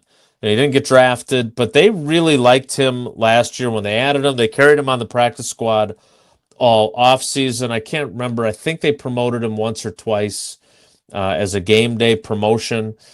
But those are the 3 guys we're talking about in terms of if they were to keep 6, 7, and if somehow they would cost, say, Bo Melton a roster spot. They're not going to move on from Savion Williams. He's a 3rd-round pick a year ago. He has not done a ton in practice. He's had some moments, though. But again, you don't draft a guy in the 3rd round to give up on him after 1 year, unless his name is Amari Rodgers.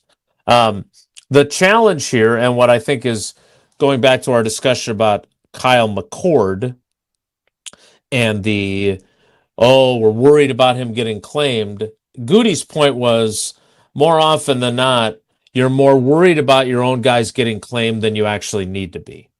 And I think that's what Tausch has told us when we've had these conversations about other positions. Now, that might not be the case with number 3 quarterbacks, and there may be risk there that we don't want to underestimate, especially if you really like Kyle McCord. You find a way to keep him. But at these wide receiver spots, I'm guessing that there are plenty of teams throughout the NFL that have their version of Will Shepard, Isaiah Nayor, and J. Michael Sturdivant that they all like too. And they're thinking, oh, well, somebody might claim him. I'm not comparing any of them to the world-famous Torrey Gurley that Tausch always likes to bring up that had a strong camp. The Packers released him. Nobody claimed him. And he ended up catching 1 career NFL pass with the Cleveland Browns. I don't know what the future holds for these 3 guys. I don't know if they will feel the need to keep 7 at wide receiver. It would be a lot different if they still had Romeo Doubs and Dontavion Wicks on their roster. And then you're talking about Bo Melton trying to make the team as the 7th wide receiver, and these guys maybe not even having the opportunity to show what they have. But they have shown some things. And I would say, and this is one way. Are the announcements over? Do we have any idea? This is one way. Longest announcements of all time. That the NFL is different now versus when Tausch played. And it's because of COVID that they didn't just change or relax the rules of the practice squad. Like, they basically threw them all out. Like, there used to be very specific rules about how many accrued seasons you could have, how many games you had played in the regular season to be even eligible for the practice squad. Now, it's like Jerry Seinfeld doing the thing with the reservations. Doesn't matter. Like, Christian Welch was on the practice squad. Like, that, you can put pretty much anybody on the practice squad now if they're willing to be there. And so, does that help or hurt your chances? I would say this, with the change in the rules, It should be good. Yeah. That allows you to promote guys as game day practice squad promotions. You basically have a 70-man roster. That's how Goody looks at it. And so if J. Michael Sturdivant or Will Shepard or Isaiah Nayor deserves a 53-man roster spot, but you don't want to devote a 7th spot to a wide receiver, they're probably going to make it through, and you're probably going to have them on the practice squad, and they're probably going to get a chance to be promoted and play in a game or two, even while they're on the practice squad. Tausch, sounds like the announcements are over and you have rejoined us. Were you able to catch a lot of that soliloquy? I did. I was listening. I couldn't talk, which some would say is a good thing. I don't want to get caught up in because I could kind of tell you were like, well, it'd be nice if we had Tavion Wicks and we had these other guys. We're all sitting there saying that it'd be great to have these roles and everything else. This is where we're at, and now you have to make a good decision.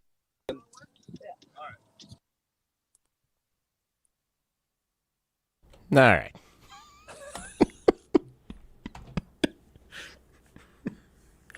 I don't know about you. I think this is going pretty well. Should we just let Tausch go golf? Is that our best move here? I think that's most likely what we're gonna do here. Mm-hmm. Yeah. I'm gonna take this opportunity to tell you about Grubel offices. And Tausch can tell us about Annex Wealth Management at some other point.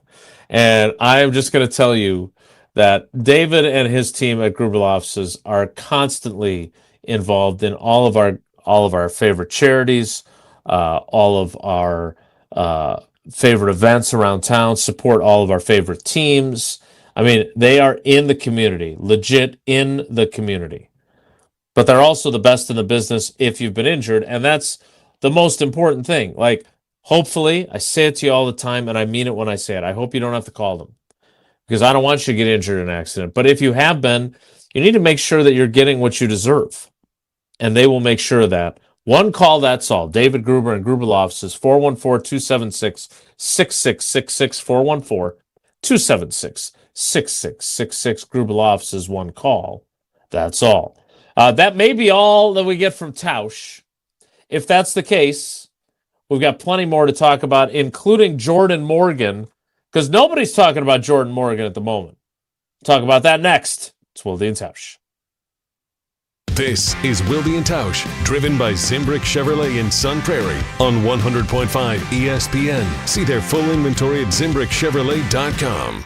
Mark Tauscher here for the great team at Everlight Solar. Well, as Milwaukee gears up for another run in baseball's postseason and the start of new football seasons in both Green Bay and Madison greet us with much anticipation, there's a bunch of energy and excitement right now for sports fans all around the state. And speaking of energy, right now could be a great time to discover a new way to power your home. How would you like to start saving money while also helping to save the planet? Well, all you have to do, make the switch to Everlight Solar. Our family is one of many who have made the switch to solar over the last several years. When we met with the team at Everlight Solar, they outlined the entire process and educated us on the benefits of making the switch. It was super simple. Join us in saving a ton of money and creating a greener environment for our family and the community by switching to solar. Learn more and schedule a free consultation at everlightsolar.com. That's everlightsolar.com.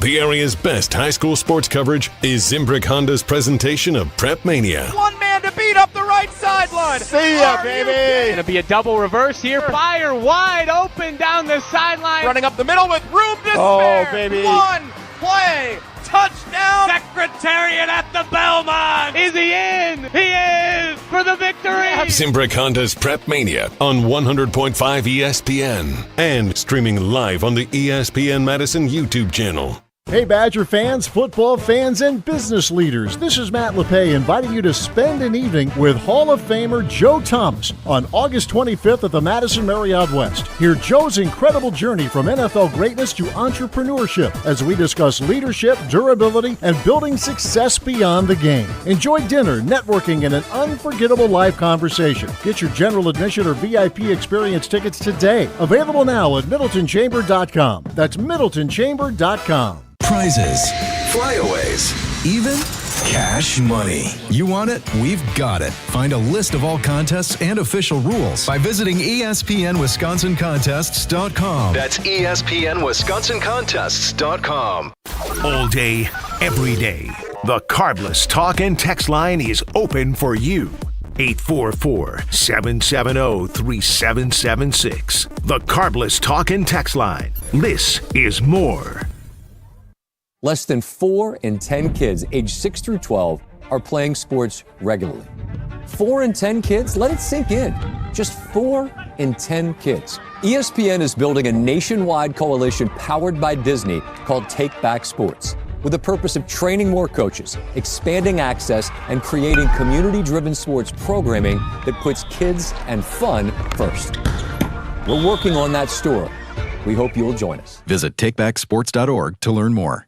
Looking to elevate your uniform game this season? At Game One, they help teams build a winning identity with custom uniforms, spirit wear, equipment, and sideline essentials. Their team works alongside coaches, athletic directors, and organizations to deliver quality products with unmatched service. Plus, the online team and fan stores make ordering custom gear easy for athletes, parents, and supporters. Whether you're outfitting one team or an entire program, Game One is ready to help. Gear up and visit GameOne.com today, because Game One never lets the team down. Mark Tauscher here for Chalmers Jewelers. And when it comes to gifts that actually mean something, I head to Chalmers Jewelers. My wife Sarah, she loves the beautiful custom jewelry they've made for her. And my daughter Eleanor has some special pieces from Chalmers as well. And what I appreciate most, they help you create something personal that'll last a lifetime. Engagement rings, anniversary gifts, or a one-of-a-kind custom piece. Stop by Chalmers Jewelers and tell Garrett and Devin that Tausch sent you. Chalmers Jewelers in Middleton and Madison.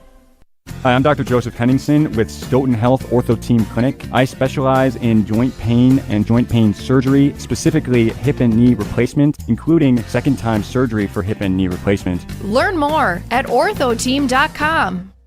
Will Tucker Kraft be the NFL's highest paid tight end? If and when it does get done, my prediction is that number will start with a 2, and that will help reset the tight end market. Your home for Packers fans, the ESPN Wisconsin app, and the ESPN Madison YouTube channel.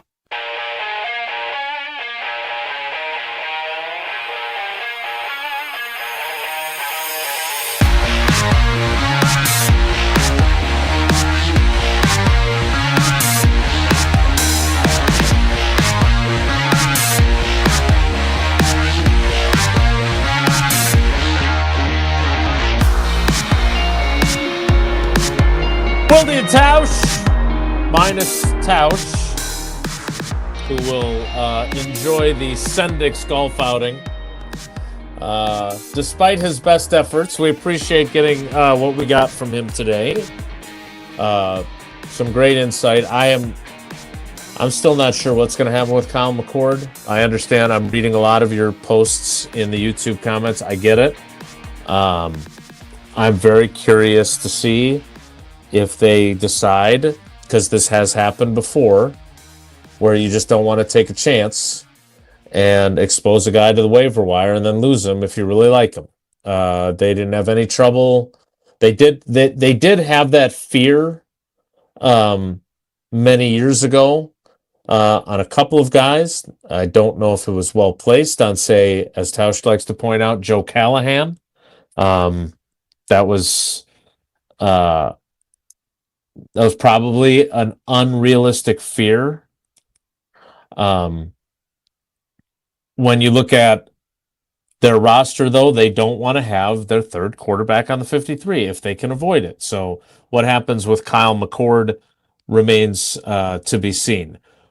Tausch was talking, and I'm a little bit bummed that we struggled with our connection with him, because I wanted to get into this, because he was talking about Trey Smack, Jesse, and the idea that if you're not talking about him, that's a good thing. Well, you know who we haven't been talking about? We haven't been talking about Jordan Morgan. And there's a reason for that. Because he's been really effective. And they're really encouraged by the fact that there's not much to talk about when it comes to Jordan Morgan. Here is Packers offensive coordinator and former offensive line coach, Adam Stenovich, discussing, what is it? We don't talk about Bruno, right? From Encanto. We don't talk about Bruno. No. I see what you're doing. We don't talk about Morgan. No. Here's Steno. Yeah, he's done a nice job. It's kind of just quietly gone in there and anchored down the left side. So he's been good. There's not a whole lot to talk about because he's just gone in there and done his job and stepped up. So I'm very happy with him right now for sure. And that's a great thing for the coach to say about you, right? Like, there's nothing to say. He's doing his job. If you're an offensive lineman, why are we talking about Aaron Banks? We're not talking about Aaron Banks because he's doing his job. We're talking about Aaron Banks because we're worried about whether he's going to be healthy enough to do his job. Now, Matt LaFleur indicating this morning that he is expected to be out there at practice today. They do not practice tomorrow. I think they have another one of those walkthrough days leading into their joint practice on Wednesday with the Cardinals. But if Aaron Banks is going to be good to go for the opener, he needs work. And we'll see how much he does today. We'll see how much he does against the Cardinals in Wednesday's practice. But Jordan Morgan, and I mean this in the nicest possible way, has largely been a non-story this camp. Right? We've spent way more time talking about Keyshawn Nixon and his punishment of working with the 2s and 3s on occasion and not exclusively with the 1s.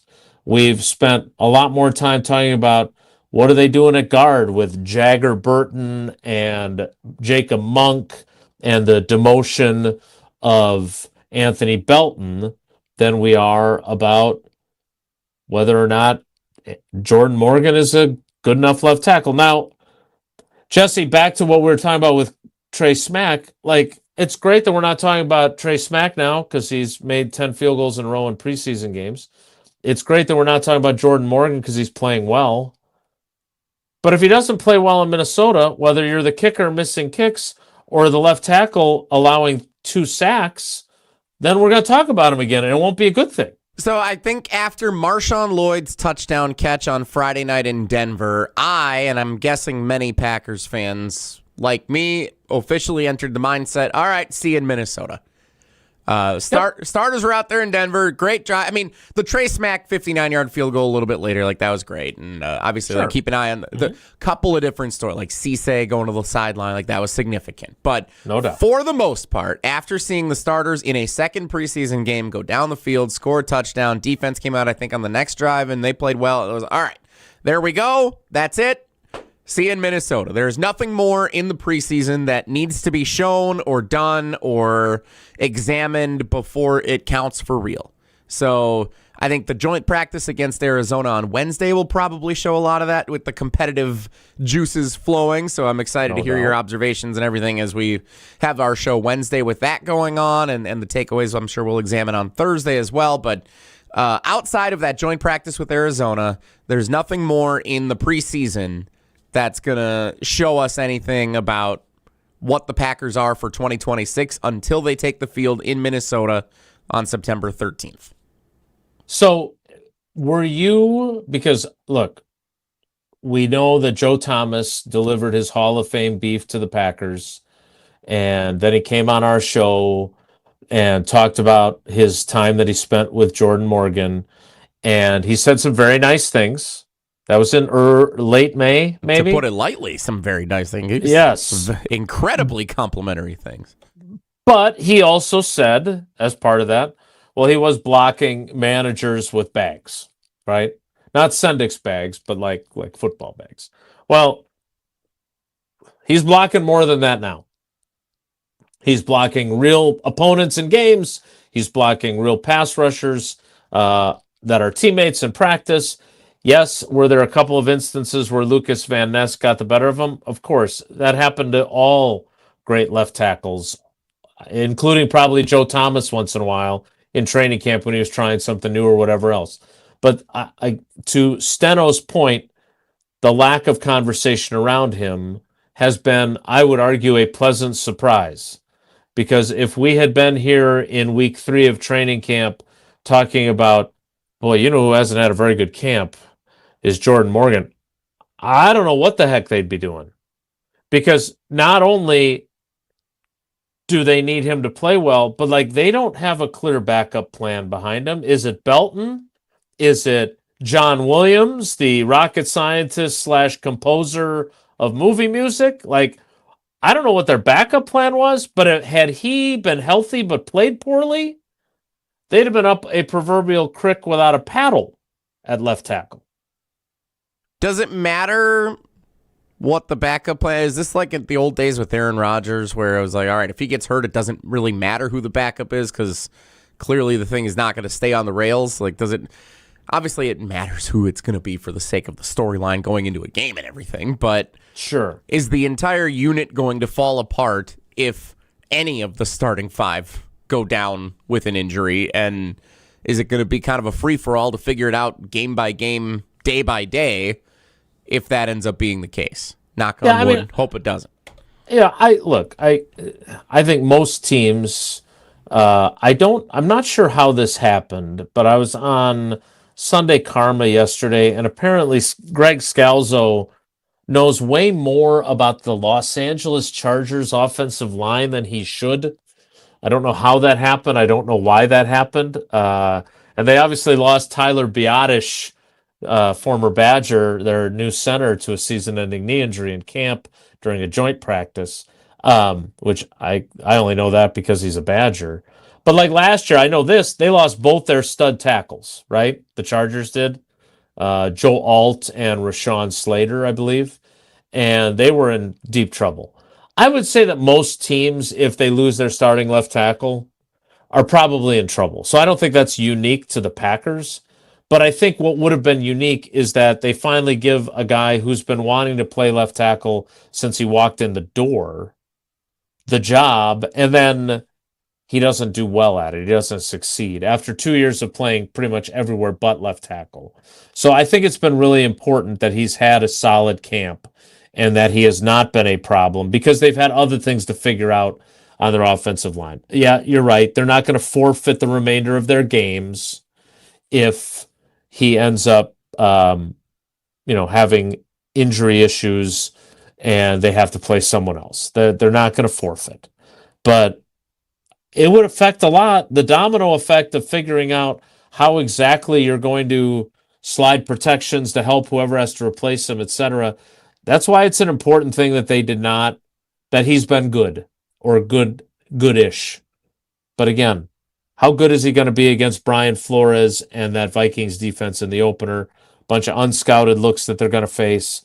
To me, that'll be the biggest question mark, is how do they handle all that? Because it's great that we're all excited about the fact that we're not talking about Morgan, but that offensive line is going to be tested in the opener. And I thought there was a good example on Marshawn Lloyd's touchdown catch. If you watch that play back, Zach Allen, who is a really good defensive tackle for the Broncos, Matt LaFleur was just talking about him this morning, that he's one of the best in the league.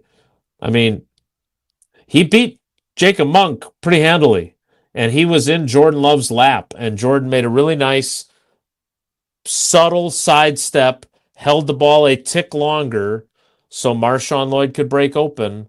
But those are the kind of plays that you get a little nervous about, especially when Jordan Love has missed time in each of the last 2 seasons with various injuries or concussions. So let me ask you this, Jason, because I put this graphic up every now and then during our commercial break still as we're leading up to the season. Is it all of the things that you're doing this week? Is that the graphic? No. I love that graphic. That's up on LinkedIn again this morning. Check it out if you're interested. A lot of... Or have it emailed or texted directly to you. A lot of people asking to connect with me on LinkedIn after that I bet they experience are. on Friday. I'm sure. So I put this one up every now and then. Your list of the most important Packers of 2026 from channel3000.com. Who's that number 8 guy? He's not even on the team anymore. Zach Tom, the artist. Got changed at the Z-Box. The artist formerly known as. So, okay, at the time, it was Zach Tom when you did this preview at channel3000.com. You have Jordan Morgan at number 5. For those who aren't watching on the video stream, you have Jordan Love, number 1, Micah Parsons, number 2, Tucker Kraft, 3, Christian Watson, 4, Jordan Morgan, 5.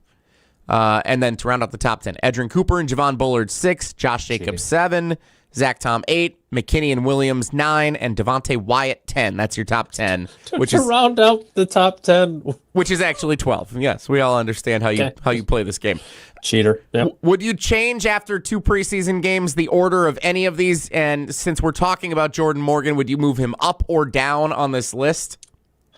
I would say the one weird thing about camp is that I still believe Christian Watson is really important to what they do. But if you look at the coverage from any of my colleagues who are tweeting a lot during practice, I don't think you see a ton of, this play by Christian Watson. There were a couple. I know I tweeted 1 or 2 maybe. But, there's not, he has not had this, Bafo training camp. Last year, we were all just buzzing about Matthew Golden. And then his season did not go the way he might have hoped, right? And so I don't think it really matters how great of a camp you have or don't have if you're an established player. It's the other guys that are trying to earn spots that you really got to have some standout moments during practice so you get people's attention. But I don't think I would change that.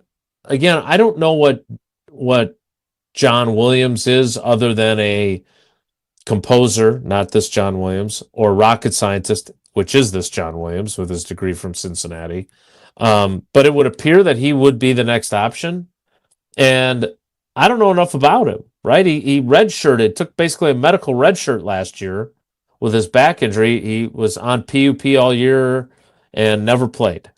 Well, they like him. They like how smart he is. They like his size, his versatility. It looks like he can play every position. He's played center at different parts in camp. So they seem to be high on him. I think he's going to make this team. But do I want to see him in the opener against Brian Flores' defense? Probably not. So, yeah, I think Jordan Morgan still very much deserves to be 5th on that list. But, again, it's been a good thing that no one spent a whole lot of time talking about what he may or may not have done, because he's just been quietly solid, and clearly Steno, among others, are perfectly fine with that being the case. All right. I want to get to a few other things before I head down to practice. Plus, we've got trivia coming up. A couple of things that Matt LaFleur said about facing his brother. We'll talk about that. That's all still ahead. But don't forget, yes, Associated Bank is the bank of the Packers. I see their signage around Lambeau Field all the time. They were there when the Packers began. And yes, they've also got Badgers checking. They got some really cool stuff coming for Badgers football season. But Associated Bank, since we're in the swing of baseball season and getting into the pennant race part of baseball season, no better time than to sign up now for Brewers checking from Associated Bank. 20% off the Brewers team store so you can get that playoff swag so you're ready for the postseason. Up to 50% off tickets for select games at AmFam Field. Savings on both the Racing Sausages 5K and 10K run and the Brewers Baseball Academy. And what Jesse always takes advantage of so he can tailgate a little bit longer, going through the Associated Bank gate at AmFam Field. So go to AssociatedBank.com/Brewers to find out more about all the great perks that come with their Brewers checking. More Wilde and Tausch with Jesse and me. Straight ahead. Stick around. On the air, on demand, on social, on Wisconsin Sports. Serving Wisconsin sports fans. This is 100.5 ESPN. Mark Tauscher here for Pizza Hut. I've been telling you for a while now how much I've loved Pizza Hut going back to the days when I was a kid participating in their legendary Book It program. Well, how's this for a throwback? Introducing Pizza Hut's Throwback Value Menu. Features their iconic personal pan pizza, just $3. And a medium one-topping original stuffed crust pizza for just $10. You asked for it, so they delivered. It's the Throwback Value Menu from Pizza Hut. Order on the Pizza Hut app or at pizzahut.com. Pizza Hut, no one out-pizzas the Hut. Rah. Pella Windows and Doors of Wisconsin present your Badger Minute. This Badger Minute is brought to you by Steinhoffels. Shop Steinhoffels' Labor Day sale and save up to 30% on furniture and home decor. Plus, get a free 65 or 85-inch TV with a qualifying purchase. Shop now in-store or online. I asked Badgers defensive coordinator Mike Tressel on Friday how he can tell if his unit is ready for Saturdays, and his answer? He can hear it. I think volume is an indication of confidence, because I know when they are 100 miles per hour, knowing exactly what to do, they communicate like crazy. So those are the indicators. I think a loud defense is an indication of a confident defense, which is when you play fast. And we all can notice if you give up a play and everybody gets silent out there. I do not feel like we've been doing that. Pella Windows and Doors of Wisconsin doesn't play games. Just straightforward pricing, premium quality, and trusted Pella certified installation. Visit PellaWI.com today. Hey, sports fans, the ESPN app has all of ESPN all in one place. The ESPN app is your home to thousands of live events, ESPN shows, and originals across every ESPN network in service. And now you can check if you already have ESPN Unlimited as part of your TV package for no additional cost. Visit activate.espn.com to learn how to access your account or sign up, then start streaming in the ESPN app. It's all of ESPN all in one place. Sign up or activate now. Life moves fast. Your car should move with it. At Zimbrick Chevrolet, they've got a vehicle and payment options that fit every stage of your journey. Just graduated? Start smart in a Chevy Trax. Stylish, efficient, and budget-friendly. Growing your family? The Equinox gives you the space and versatility you need. And when life gets even bigger, the Traverse or Tahoe is ready for it all. Kids, carpools, and road trips. Visit them today in Sun Prairie or online at ZimbrickChevrolet.com. Zimbrick Chevrolet, the name you can trust. 25 years ago, a generational Bucs team made an unforgettable run. This is the place to be. Light It Up, narrated by Jim Paschke, is the new season of the Behind the Bucs podcast, presented by Gallagher, your trusted insurance broker and HR and benefits consultant. This is the oral history of the 2000-2001 Milwaukee Bucs and their run to Game 7 of the Eastern Conference Finals. Absolute bedlam here at the Bradley Center. Listen now on Bucs.com/plus, the Bucs app, the ESPN Wisconsin app, and wherever you get your podcasts.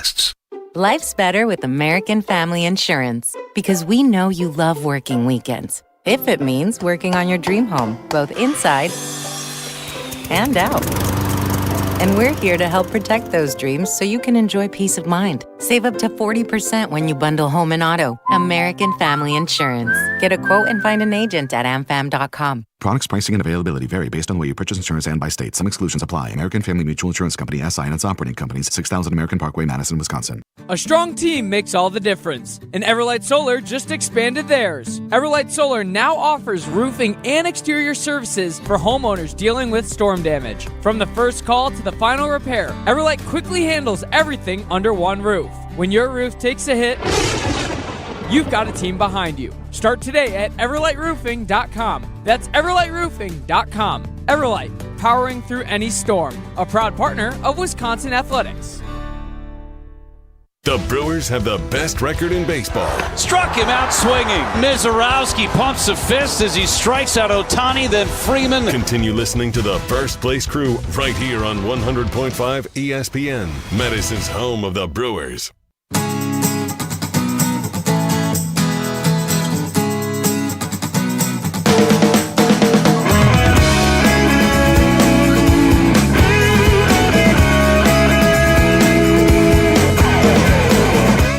Packers practice underway at Ray Nitschke Field. A couple of updates from there before we get to something that I was just sent on Twitter, which I haven't said this in a while, but somebody sent me something interesting on Twitter. J. Michael Sturdivant is participating in practice. That's a good sign. He's still working his way through the protocol for concussions, but that's a good sign that he's able to practice because that is part of that process. Meanwhile, Benjamin St. Juste and Colin Oliver, who left the game with injuries on Friday night, are not practicing. But again, Sturdivant getting some work because we were talking about wide receivers earlier is interesting. All right, now Jesse, you're a Disney guy. Are you a Star Wars guy? Whoa. Wait a minute. Well, big guy. Big Mickey Mouse guy. Oh, boy. I do love Mickey Mouse. Yeah, I like Star Wars. I like Star Wars a lot. So apparently, and I don't wear a lot of NFL fan gear, obviously. But if you were to collaborate Star Wars and the Packers, who would you want to be like your Star Wars character that is on Packers gear? Because this is something that the National Football League, the Disney Corporation, and Champion, which makes a nice hoodie, are collaborating on. And I just had this sent to me. What? With Fanatics. Credit to Arden, A-R Delvaux, Belbiv Delvaux on Twitter. You got to put your name on there if you want to get props. The Packers character, if you were collaborating with Star Wars, who would you pick as a Star Wars guy? You would probably want someone who matches the color scheme of green and gold, which narrows your field significantly. That does not appear to be a consideration. Okay, so I was going to say Yoda. Yoda would be my guy that I would want because he's wise. But he's not tough, right? He's kind of like Matt LaFleur. No, but he's smart, wise. Yoda's got some LaFleur to it. Yoda's funnier than LaFleur, I think. I don't know if is LaFleur a funny guy? I don't think so. I would pick Yoda because there's history. He's a legend. There's a lot of similarities, I think, between the Packers franchise and Yoda in the realm of Star Wars. So, yeah, Yoda would be my pick, and clearly that is not correct. It is not. Again, I don't know. I have not gone through the other teams, but Luke Skywalker. Okay, they've got some nice Mickey Mouse socks that you can buy. Okay, those are fun. Like that. But the character that this collab is focusing on, and at first I didn't understand what they were doing, and when this person sent me that it was Chewie, I was like, they're bringing back Mark Chimura? Yeah. Chewbacca. Okay, that's a good one. So you can get a $40 Chewbacca Packers t-shirt. Well, I mean, Chewie has to get... His name is Chewie. It's Jen, Gabe, and Chewie. If it's Indeed. Chewie, it's too easy. It is interesting. I will leave it at that. I don't foresee myself purchasing one of these, but if you are a big fan of both Star Wars and the Packers, this is your opportunity to combine them with a Champion Chewbacca Packers t-shirt.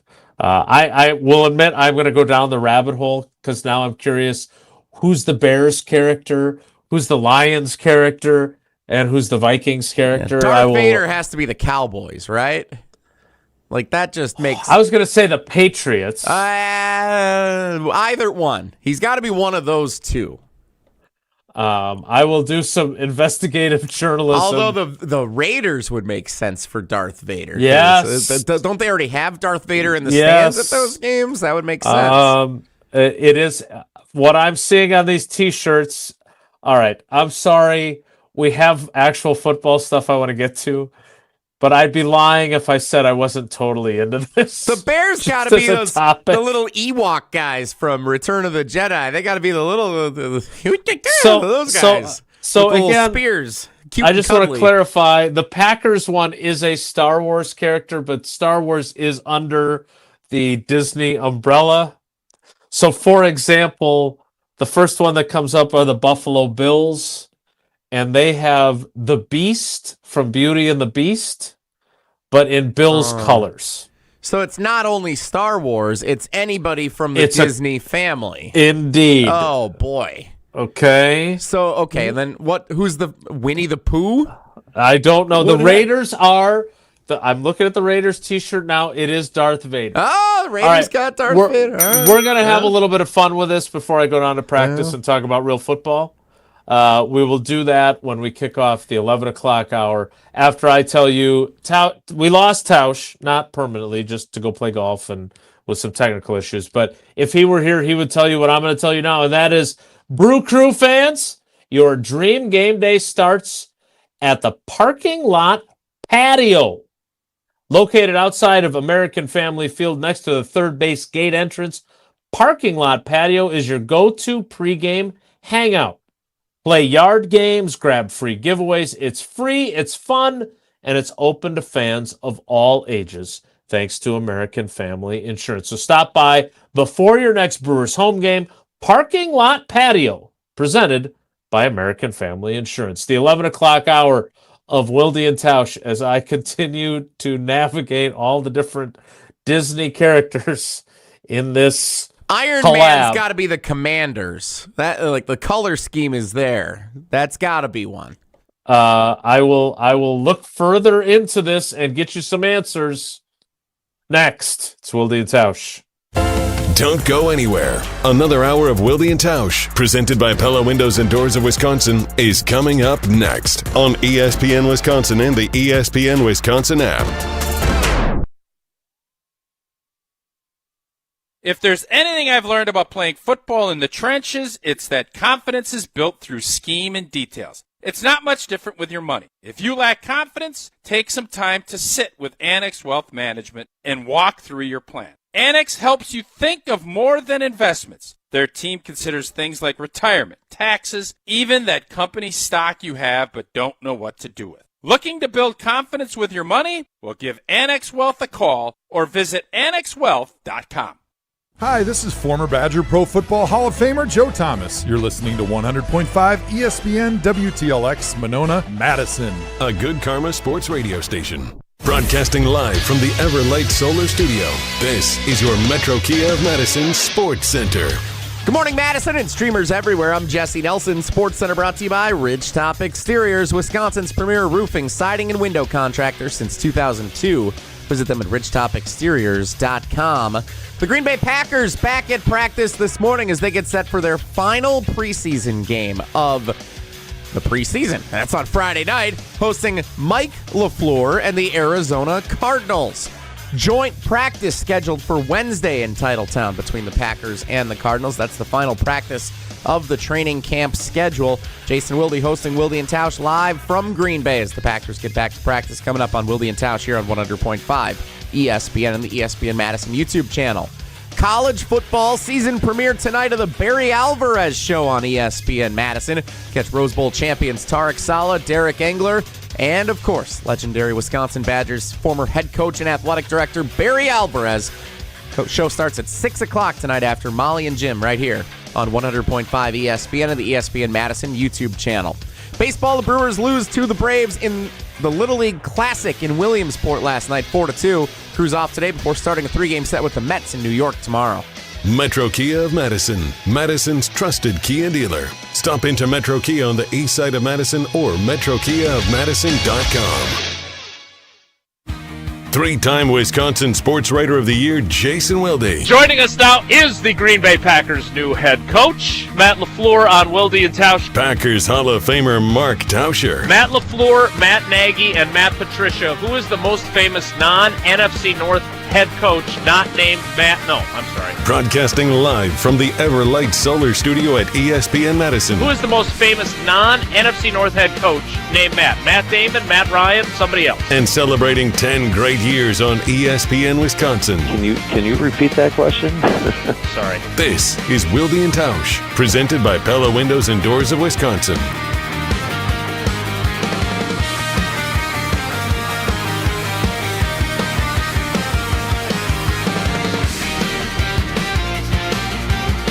The 11 o'clock hour of Wilde and Tausch begins now. I'm going to head down to practice here momentarily, and Jesse's going to play some trivia. But I can't decide whether I think this is awesome or awful. But I am a little bit obsessed with it, and I'm not overly proud of that. So, Jesse, some of these Disney characters, I don't even know who they are. And I feel like we've been to Disney World a lot, especially when the girls were little. I really enjoy Disney. But some of the Houston Texans have Jesse from... Not you, Jesse. Yeah. Jesse from Toy Story with an eye. With an eye. Yeah. But, I don't know. I guess she's a cowboy. Cowgirl. Yeah. Cow but person. I'm not sure I understand if that's... if you're a dude, do you want Jesse with an eye on your T-shirt supporting the... Because these are men's... I guess they're for everybody. They're unisex, for but everybody. I'm telling you, I'm looking at the pictures on Fanatics website, and it's a dude wearing the T-shirt. Well, okay, so now that I thought when you first brought this up, it was just Star Wars characters, and I was like, all right, Chewbacca's I literally fun. said, Jesse, you're a Disney guy. Well, you did. Okay. Star Wars is in there. Browns I misunderstood. have Pluto. When you first brought it up about the Packers, I misunderstood. Okay. So I'm wondering, of all the Disney characters, why Chewbacca for the Packers? If we were just talking in the scope of Star Wars, I kind of understand, he's a lovable character and people love the Packers, and you can, there's a merchandise play there if you're just going Star Wars. Sure. But there's got to be better, cartoony options if you're opening up the entire Disney universe to represent the Packers better than Chewbacca. So, now, I don't know my superheroes well, okay? I will be the first to admit that.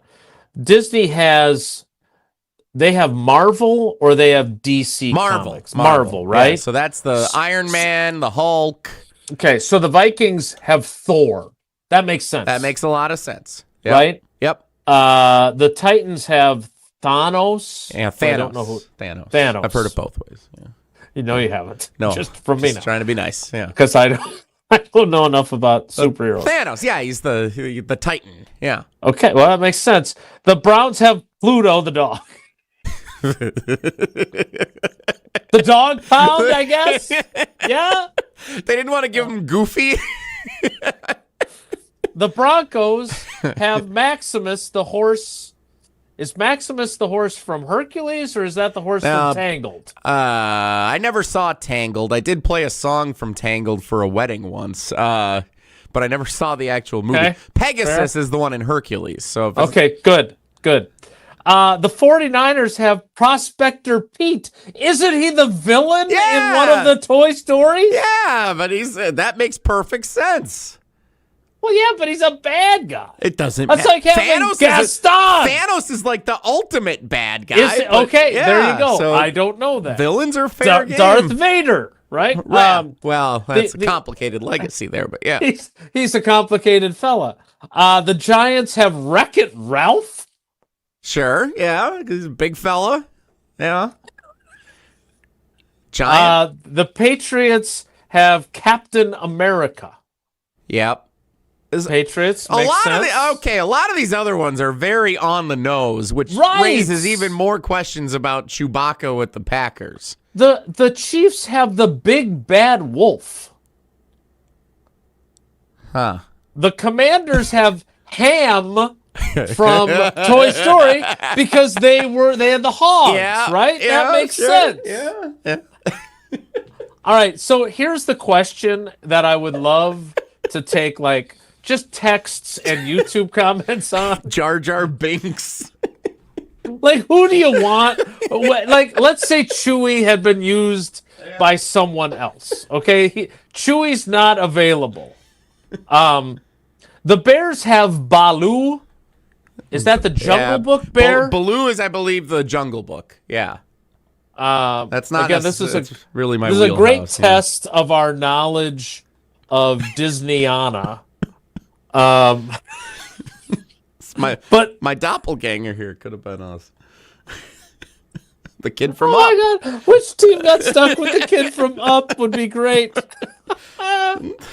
The New Orleans Saints have Louis, the alligator from Tiana, the Princess and the Princess Frog. and the Frog. Yep. Well, that's like set there. That makes perfect sense. Correct. Yeah. Again, Dr. Doom for the Eagles. Again, you're going to have to help me out on some of these superhero ones. That is not my... Dr. Doom, well, that's just promoting the movie that's coming out next year. They've been promoting that thing for years. Okay. The Lions have Simba. Okay, again, on the obvious. I'd prefer Mufasa if I was a Lions fan. Mufasa's but like he does the goat. get killed. Well, I mean, have you watched a Lions game in the last 50 years? No, they've been okay lately. The Bengals have someone called Shere Khan. He looks like, is he the Jungle Book too? I think that's a Jungle Book. Jungle Book is a weak spot that's kind of a blind spot for me. I'm not good with the Jungle Book, but I do believe that one. I know Baloo is because he sings that song. It was in all the sing-alongs when I was growing up, and then I think the tiger is like the bad guy in Jungle Book, if I recall correctly. He sure looks like a good guy. He's okay. drawn like a good guy. Might be mistaken. Couple of others before you realize how ridiculous this is and we move forward. The Los Angeles Chargers have Hercules and Pegasus. Not entirely sure why. Well, they should have Zeus with the lightning. Why would they not have Zeus? That's a good one. Yeah, good point. Rams. That's a major miss by the Chargers. The Rams have Sully from Monsters, Inc. Okay. They were in that Monsters, Inc. game last year. You don't seem enthralled with that. I mean, why? Is he because he's got the horn, so he's kind of like a goat-looking guy? Is that what? Maybe. The Jets have Buzz Lightyear. Yeah, you're on board with that. I would assume. I would have thought the Jets would have had the Hulk because of the green, but that makes a lot of sense. So Buzz Lightyear has the green, Jets flying around makes a lot of okay. There's an obvious one. The Cardinals have Iago. They are just going to Gilbert Gottfried. The Packers should have Frozone from the Incredibles, voiced by Samuel L. Jackson. Okay, he's not a major character in the movie. He's like a side character, but he's like the best friend of Mr. Incredible. And is a cold factor to him? Yeah, so Mr. Incredible has like the super strength. It's a whole family where they all have superpowers. Frozone is like their godfather and like the best friend of the main character, Mr. Incredible. And yeah, his whole thing is ice, and he's like creates ice ramps and he's flying all around. He freezes things. Frozone should easily be what represents the Packers, not Chewbacca. Chewbacca doesn't make any sense. Chewbacca's awesome. Everybody loves Chewbacca, but I don't understand it at all. What's the tie to the Green Bay Packers in any way? There's not even anything. He doesn't look like the Green Bay Packers. He looks a little bit like Packy. They both have heavy beards. Is that what they're going for? I don't know. The Arizona Cardinals with Iago. Yeah, it's tough. That's a tough break. There's no better bird he could come up with. Again, I mean, would the bird from like the Lion King be better? The Cardinals should they should have gone with the car from Car. I forget what the dude's name is. The main character, the car, because it's red at least, and I think they like drive Route 66. Lightning McQueen. Lightning McQueen, yeah, as opposed to Jafar. Jafar, watch out! All right, I for those of you that came here to listen to a conversation about football, I sincerely apologize, because this has not been football. But the Dolphins are King Triton. Yeah, King of the Sea. Do the Falcons have the Millennium Falcon? Because that'd be pretty cool. Let me get to that for you, because they're divided up by names. Yeah. They do the Millennium Falcon. Yeah, it's okay. That's awesome. Good for them. So you're pleased with that development? At that's least. Great. Yes, good job there. Baloo, you said, for the Bears. That one, it's a bear. Yeah. It's fine. I don't know what you did. I don't know what they did for the Jaguars. I got to do some more scrolling. But you need to get to trivia, and I need to get to practice. At least, like, Luke Skywalker had a green lightsaber. That would make sense for the Packers. Like, there would be at least some remote tie-in of the colors of the team or the location or the history or anything. All right, Jesse, I'm going to give you one last chance. The Tampa Bay Buccaneers. Who do you think they have? That's got to be Captain Jack Sparrow, right? That's got to be. No. What? No. It's not Johnny Depp? A different captain. Captain Hook. Sure. Yeah. So, all right, that has been I enjoyed this. I don't know if you did as fans, and I apologize if you didn't.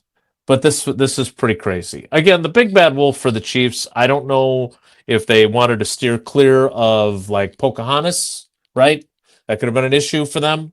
But I don't quite understand the big bad wolf. There's a couple of other ones. The Seahawks have seagulls, which I assume are the Nemo guys that they're like avoiding, right? Some of these seem to be stretches. Let's just leave it at that. All right, Jesse, you're going to play some trivia so I can get down to practice. What's the category and what caller would you like? The Sports Weekend Recap on a Monday is our trivia category today. Wilde and Tausch trivia presented by Cousin Subs. Caller 13, let's do today. Caller 13. Caller 13 right now, 844-770-3776. 844-770-3776. Caller 13 plays trivia. I will rejoin you from practice. Stick around. It's Wilde and Tausch. This is Wilde and Tausch, presented by Pella Windows and Doors of Wisconsin. Call today, 855-PELLA-WI, and online at PellaWI.com/radio. Mark Tauscher here for Chalmers Jewelers. And when it comes to gifts that actually mean something, I head to Chalmers Jewelers. My wife Sarah, she loves the beautiful custom jewelry they've made for her. And my daughter Eleanor has some special pieces from Chalmers as well. And what I appreciate most, they help you create something personal that'll last a lifetime. Engagement rings, anniversary gifts, or a one-of-a-kind custom piece. Stop by Chalmers Jewelers and tell Garrett and Devin that Tausch sent you. Chalmers Jewelers in Middleton and Madison. Let's get the latest from Lambeau. I love the group. I love the guys we got. We've been together for a couple years now. It's not our first rodeo together. This is your green and gold fix on 100.5 ESPN. You're talking about practice situations. That's the mindset. That's the goal for us, is to be able to go out there and finish. This green and gold fix is driven by Metro Ford. It was a big win for the Green Bay Packers in preseason game number 2 on Friday, topping the Denver Broncos on the road 33-13. Once again, the story was rookie kicker Trey Smack, who was a perfect 7 for 7 on kicks, including 4 for 4 on field goals, 2 of which were over 50 yards. Smack is the only kicker on the Packers roster this preseason, so he will be the kicker come week 1. But as we know with rookie kickers in Green Bay over the course of the last few seasons, success isn't guaranteed, but this certainly an encouraging sign. I'm Alex Stroh. Purchase, finance, or service a new or pre-owned Ford at Metro Ford of Madison on the east side today. Brian Butch here. From high school All-American to Division I to the pros, I've always respected people who put in the work. And Labor Day is about exactly that. From August 19th through September 8th, get 40% off all Iron Jock gear with a minimum purchase of $50 using code ESPN40. Excludes clearance and gift cards. Our gear is moisture wicking, anti-static, built with 4-way stretch, and powered by silver ion technology to help eliminate odor-causing bacteria. Iron Jock, built on performance, built to last, built in Wisconsin. Shop the Labor Day sale now at ironjock.com. ESPN Wisconsin celebrates Wilde and Tausch's 10-year anniversary, presented by Steinhoffels. Our very first guest, Aaron Rodgers. Give us an over-under on what number would you set for how many shows we do together? Daily, 52 weeks in a year. I'm going to say you do about 230. Wilde and Tausch's 10th anniversary is also brought to you by Sendix, by Outdoor Living Unlimited, by Gruber Law Offices, by UW Credit Union, and by Events by Design. Planning for your financial future shouldn't feel overwhelming. I'm Brian from Campy Wealth Management, and I believe your financial plan should be as unique as you are. Whether you're a details person or you prefer the simplified view, we've got you covered. Plus, with our easy-to-use online platform, you can check your progress anytime, anywhere, even at 2 a.m. in your pajamas if that's your thing. At Canopy Wealth Management, we promise care, competence, and clarity in everything that we do. Get started today at canopy-wealth.com. Paid for by Canopy Wealth Management. Canopy Wealth Management is registered as an investment advisor with the SEC. People travel the world to collect Hard Rock shirts, and Hard Rock Casino Rockford is going to give the people what they want. Get in on the action at Hard Rock Casino Rockford, where all new Unity card signups receive an official Hard Rock shirt, plus free play to kickstart a winning streak.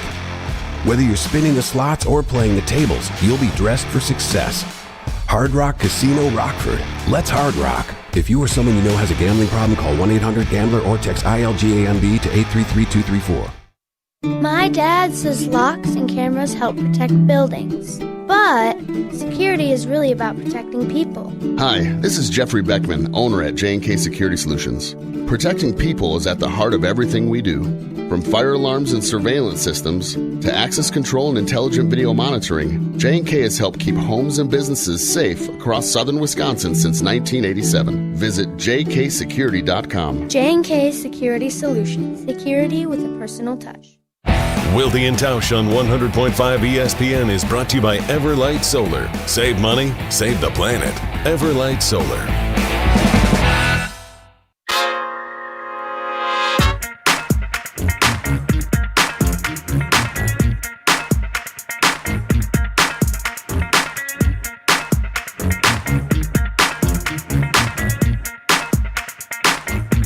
It's a dream come true for me. Jason Wilde has gone to the sidelines of Packers practice. Mark Tauscher is out on the golf course with our friends from Sendix. And you know what that means? It's the Jesse Nelson Show on Wilde and Tausch. Only for one segment, I promise you. Only for one segment. Jason will be rejoining us.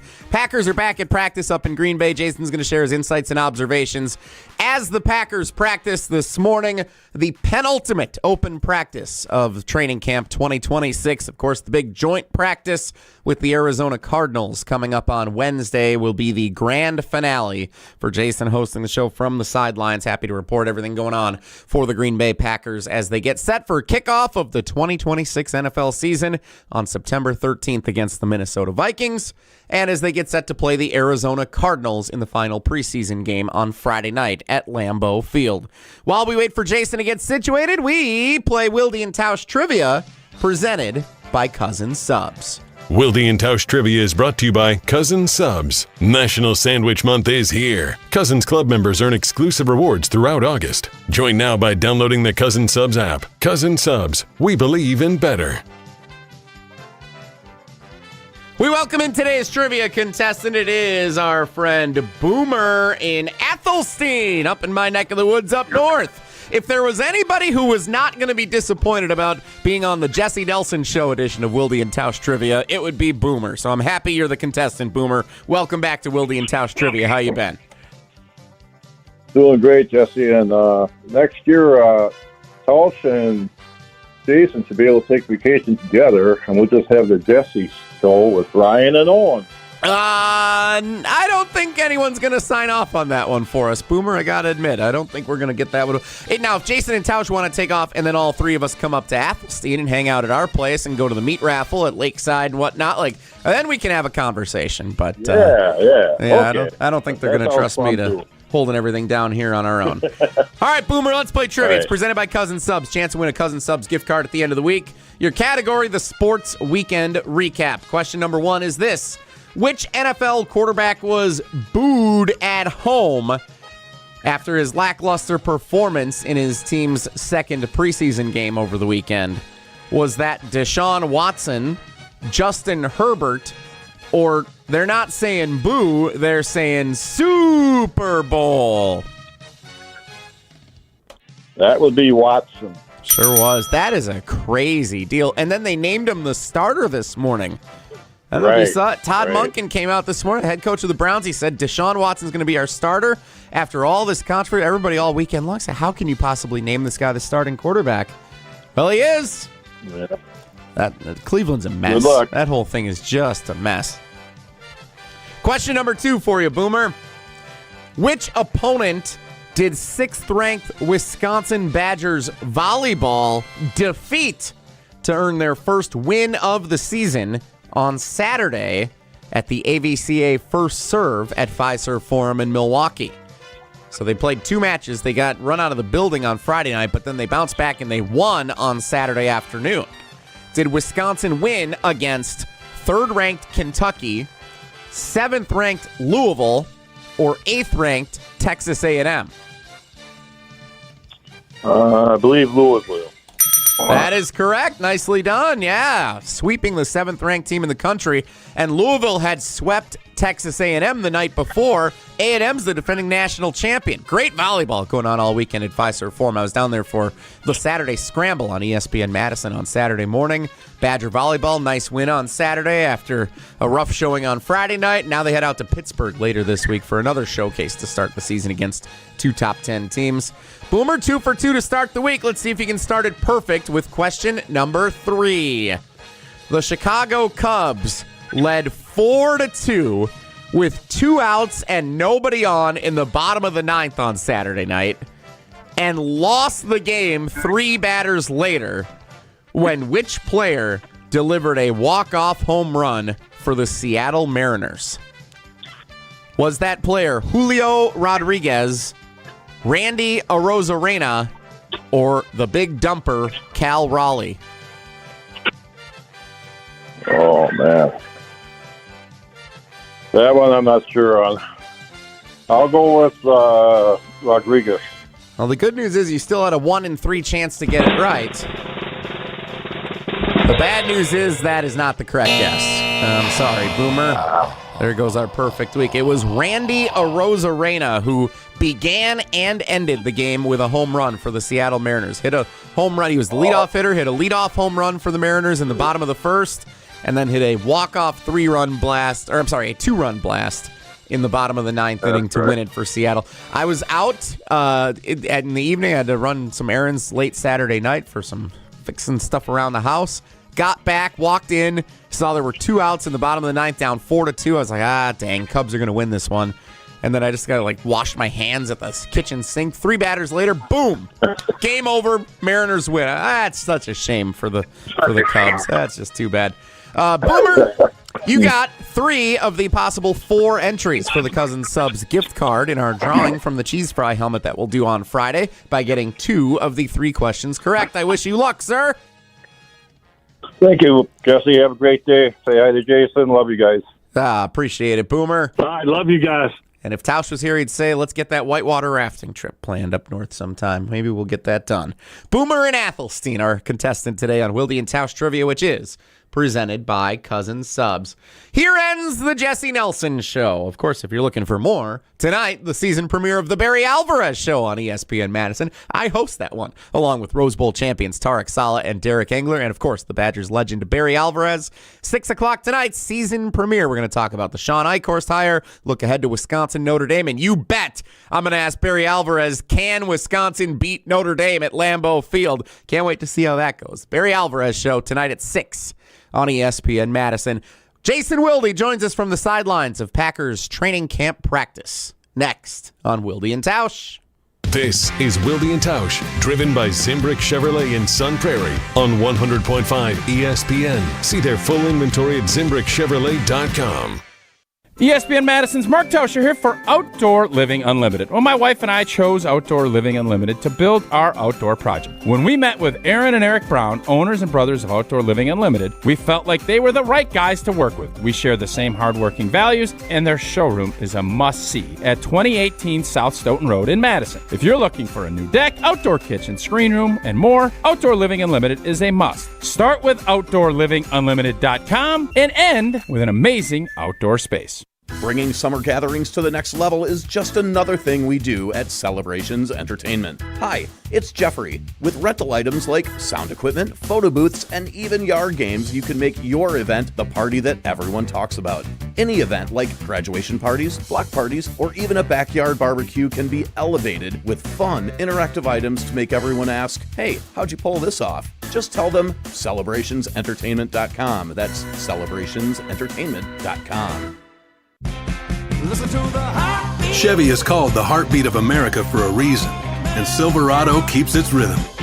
You feel it in the Turbo Max engine with best-in-class standard torque, an available Z71 off-road package that keeps you rolling when the road turns rough, and the most functional truck bed with best-in-class cargo space. They're trucks that work as hard as you do, so you can do more of what you love without missing a beat. See your Badgerland Chevy dealer today. Based on latest competitive information, excludes other GM vehicles. Coors Light presents To Chill or Not to Chill. When your friend skips your favorite song on the playlist. End of friendship. Or choose chill because that song lives rent-free in your head anyway. And you planned ahead by bringing Coors Light to the party. And the sound of that ice-cold can cracking open was music to your ears already. Coors Light. Choose chill. Celebrate responsibly. 2024 Coors Brewing Company, Golden, Colorado. Hey parents, looking for the perfect night out with the whole fam? Cheer on Madison's professional soccer team, Forward Madison FC, with the Forward Madison Family Special, presented by Madison Gas and Electric. Score a ticket to the match, a meal, and an FMFC scarf for just $22 per pack. Catch Madison's only professional soccer team in action at Breeze Stevens Field. Visit ForwardMadisonFC.com to buy yours today. That's ForwardMadisonFC.com. Bruner Realty and ESPN Madison have teamed up again for the 6th annual Putts for Pups golf outing. Join us September 18th at Black Hawk Country Club for a day of golf benefiting the Dane County Humane Society. Since 2021, Putts for Pups has raised over $160,000 for the Dane County Humane Society. Donate or find out how you can get involved at putsforpups.com. That's putsforpups.com. Putts for Pups is proudly sponsored by Clear Vision Pro Wash, A&J Restoration, and Bank of Broadhead. Shopping for new windows and doors shouldn't feel like a negotiation. Pella Windows and Doors of Wisconsin doesn't believe in games. They never inflate pricing, and there's no high-pressure sales pitch. Just premium windows and doors built for long-term comfort, beauty, and peace of mind. Buy direct through Pella, and one trusted team handles everything with Pella-certified installers every step of the way. Real pricing, premium quality, no games. Pella Windows and Doors of Wisconsin. Schedule your free in-home consultation today at PellaWI.com. Mark Tauscher here for Buckin' Honeys. Summer in Wisconsin is too good to spend indoors. And whether you're meeting the crew after work, grabbing dinner before the game, or just looking for a great patio spot, Buckin' Honeys has you covered. Their spacious patios are the perfect place to enjoy award-winning dishes, craft cocktails, and an easygoing atmosphere. Visit their locations in Sun Prairie, Monona, Waunakee, or Mount Horeb. Grab your people, find a spot on the patio, and make the most of summer at Buckin' Honeys. We'll see you there. Green Bay, we might have a kicker. He has now earned the trust because of these 2 preseason performances that I think it's going to go through the uprights every time. You're listening to Madison's home for Packers fans, the ESPN Wisconsin app, and ESPN Madison on YouTube.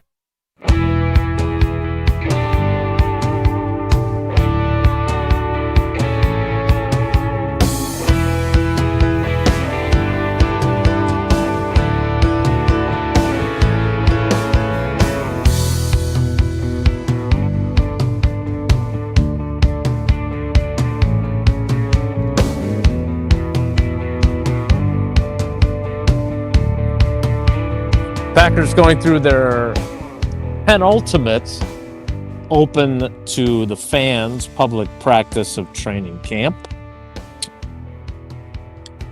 Wednesday, they will have the Arizona Eagles here. I'm told on Twitter, I want to make sure that I give credit where credit is due, that wolf is known as KC Wolf. So that's why the connection is with the wolf for the Chiefs. Pretty on the nose then. Oh, didn't they have that wolf guy that got arrested or something recently too? Wasn't that a thing? I don't know, but it appears that the 49ers owner was arrested over the weekend. Heard rumblings of that. No. How are the Packers not Elsa? That's even Frozen, like Frozen Tundra. I thought Frozone was pretty good from The Incredibles, but Elsa makes a ton of sense. Like not only the Frozen Tundra whole component of things, but also because there's been a couple of playoff games that they let it go in recent memory. How you were working your way up to that, weren't you? I was. Pretty good, I'm though. pretty proud of that. That was good, Yeah. actually. As much as it pains me to say it, you nailed that. A couple of football notes before we fall back into the trap of Disney characters. The Packers offensive line right now, the starters are out there left to right. Jordan Morgan at left tackle. Aaron Banks once again at left guard. So third straight practice, did not play in the game, but third straight practice that he is out there with the ones. Sean Ryan, as expected, at center. Still Jacob Monk at right guard and Zach Bako-Bewele at right tackle as he continues. Meanwhile, with Benjamin St. Juste among those not practicing, if Keyshawn Nixon was not going to get reps with the ones, as some would like to see, he is out there. It is him and Cisse. Cisse, despite leaving the game on Friday night in Denver with a mild knee injury, he is practicing as expected. Again, we mentioned J. Michael Sturdivant, who's one of the young wide receivers who's made an impression in camp, is practicing. He is still going through the concussion protocol. The ones are still out there, but Jagger Burton is now getting some work at left guard, so that is still part of the process at that position. They're certainly not putting Aaron Banks out there for everything. The defense is getting the better of the offense. Some downfield throws that have been broken up. Nice throw from Love to Matthew Golden. He's back to catching everything like he was last summer, but I think this summer's a lot different for him. Jesse, we still got time. Let's do a little Won't Nelly.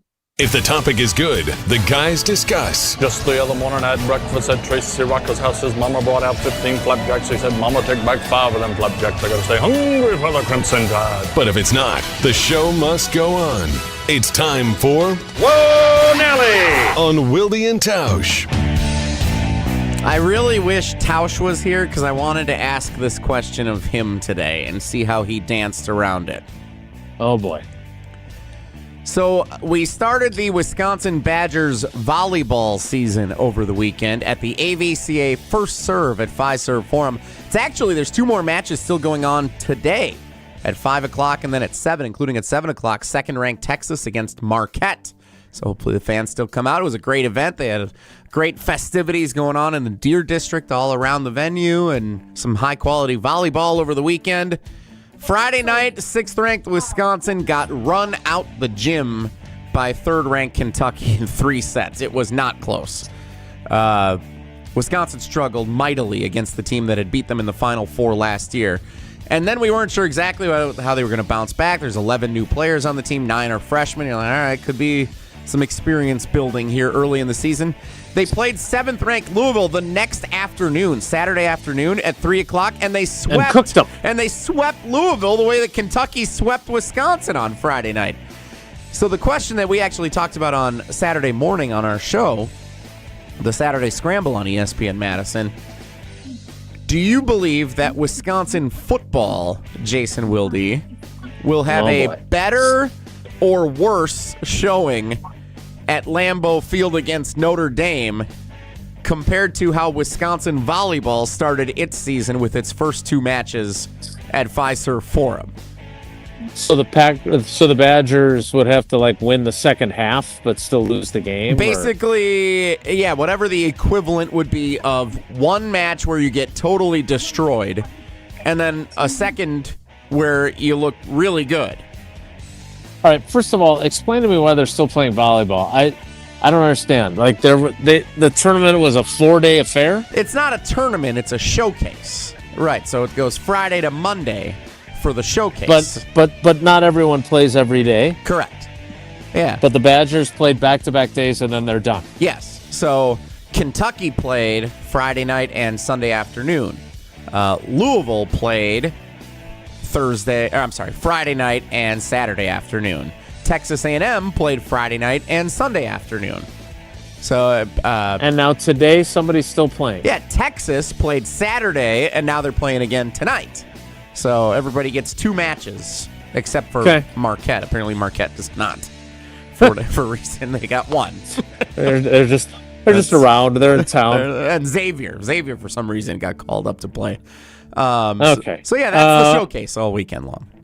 Yeah, look, I've heard some wise, astute analysts suggest that the Badgers can win against Notre Dame in their matchup at Lambeau Field. I don't agree that they will win, but you never said they will win. You said that they can win. I don't. You never want to put too much into the first game of the season, right? We've seen instances where Packers opened the season against the Saints in Jacksonville because of a hurricane, and they played complete garbage, and they still had a good year. I don't want to put too much into it, but it feels like for football, that first game is a big tone setter. It's really important that they come out and at least play well, even if they fall ultimately on the scoreboard. And it doesn't seem to me that the Badgers' volleyball performance against a team that knocked them out of the Final Four, if you have the same type of performance as the Badger football team then does, I don't think anybody's going to be happy, right? If they get Kentucky'd by Notre Dame, that's going to be bad, That right? would be bad, yes. Getting Kentucky would be very bad. So I'm going to choose to believe that they're going to be more effective and still lose against Notre Dame than Badger volleyball was against Kentucky. All right, there it is.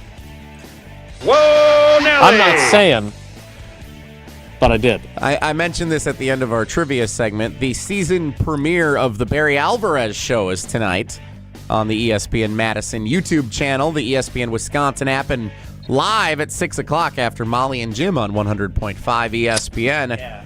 And we're still calling it that? It is still the Barry Alvarez show. You did not get the name changed? No, I put in my request and it was denied. So the show is still the Barry Alvarez show. I will ask Barry Alvarez, does he think Wisconsin can beat Notre Dame at Lambeau Field on Sunday night, September 6th? So don't worry about proposing that. Any other items that you would like me to add to the agenda for the Barry Alvarez show season premiere tonight? Yeah, I'm curious, when we look at expectations and we look at the schedule and all this other stuff, he's been around the block, right? He doesn't call search consultants, they call him, all that stuff. What exactly does he view as kind of good enough?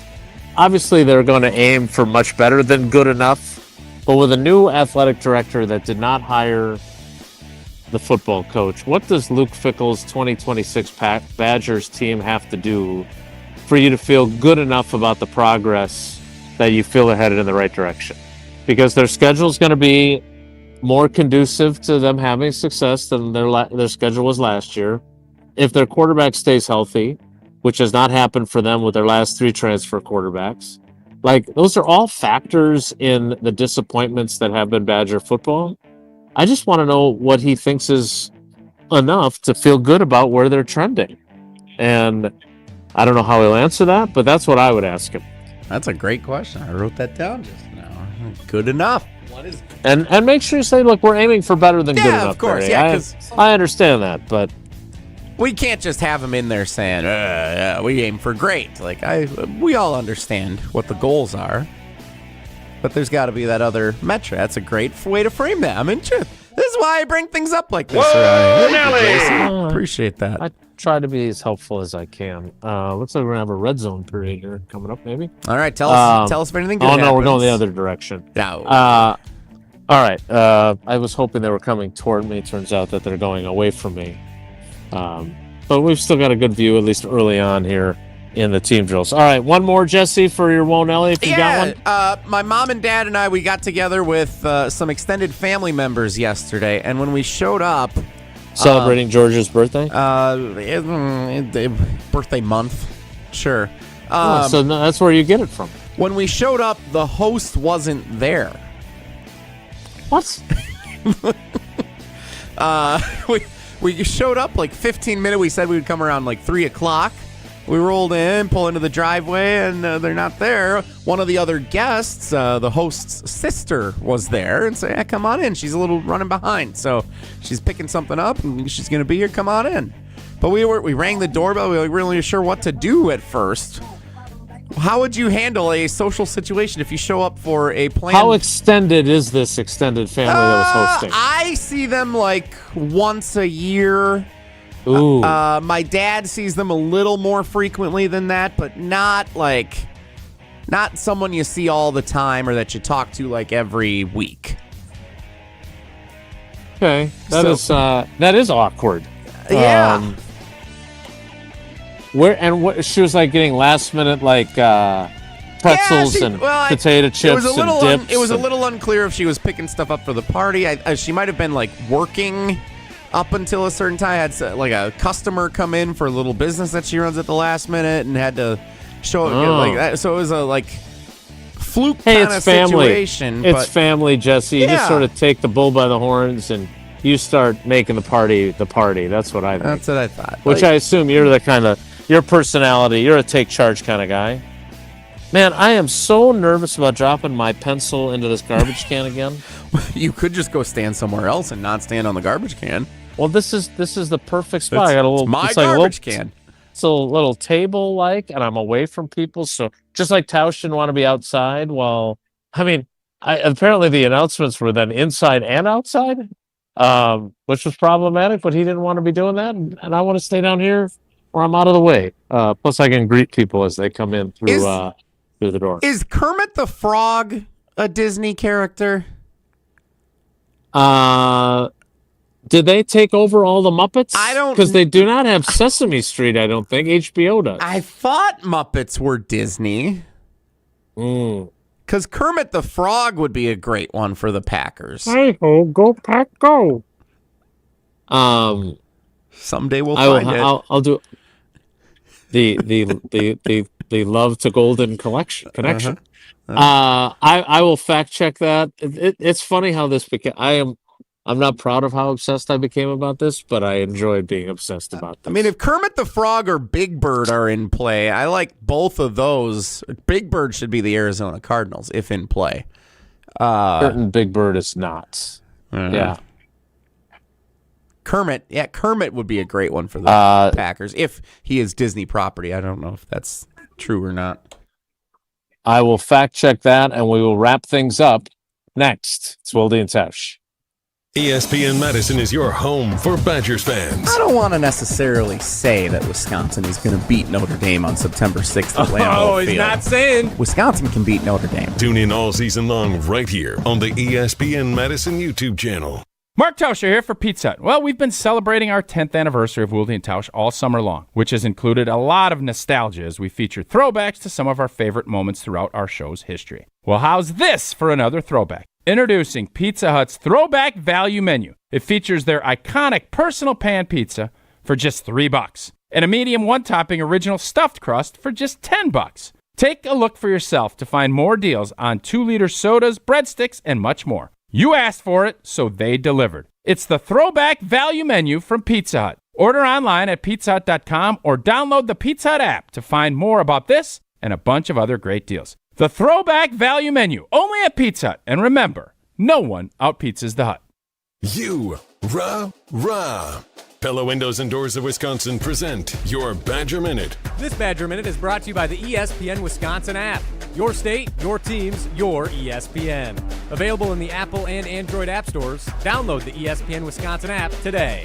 I asked Badgers defensive coordinator Mike Tressel on Friday how he can tell if his unit is ready for Saturdays, and his answer? He can hear it. I think volume is an indication of confidence. So, as I know when they are 100 miles per hour, knowing exactly what to do, they communicate like crazy. So those are the indicators. I think a loud defense is an indication of a confident defense, which is when you play fast.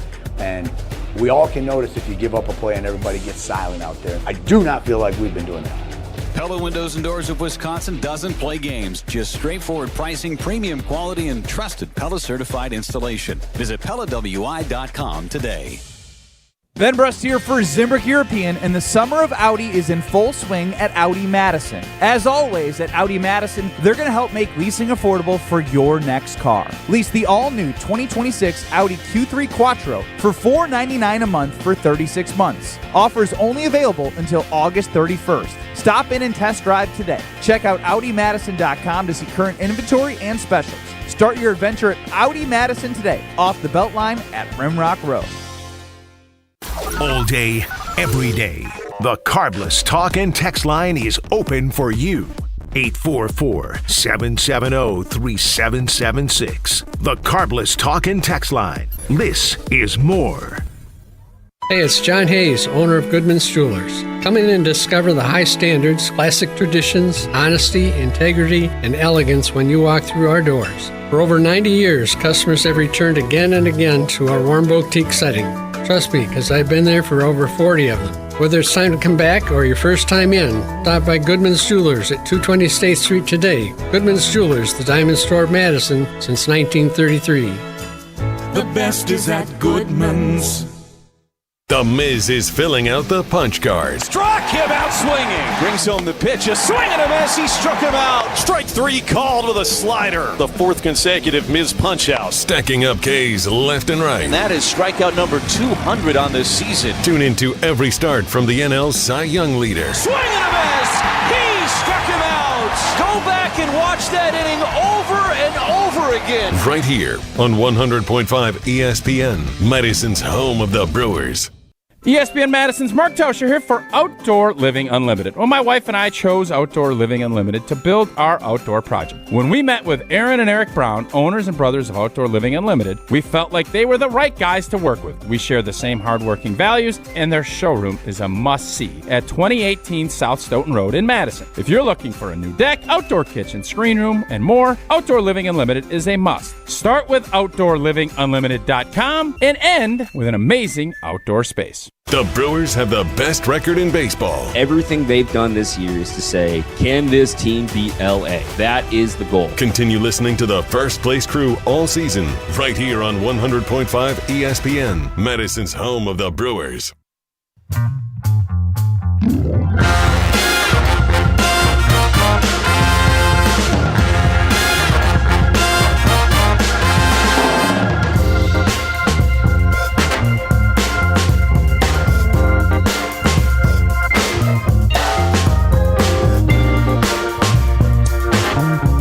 Packers going through their penultimate practice, walkthrough day tomorrow, I believe, and then their final practice. So if you haven't made it up here for training camp, and you're not making it today, your last shot is Wednesday with the Arizona Cardinals and the joint practice for that. Right now, the number 2 offense is on the field with Tyrod Taylor under center. And as much as we enjoyed our conversation about Kyle McCord, and as much as he's done some very good things that are encouraging, Tyrod Taylor is going to be the backup quarterback for this team this year.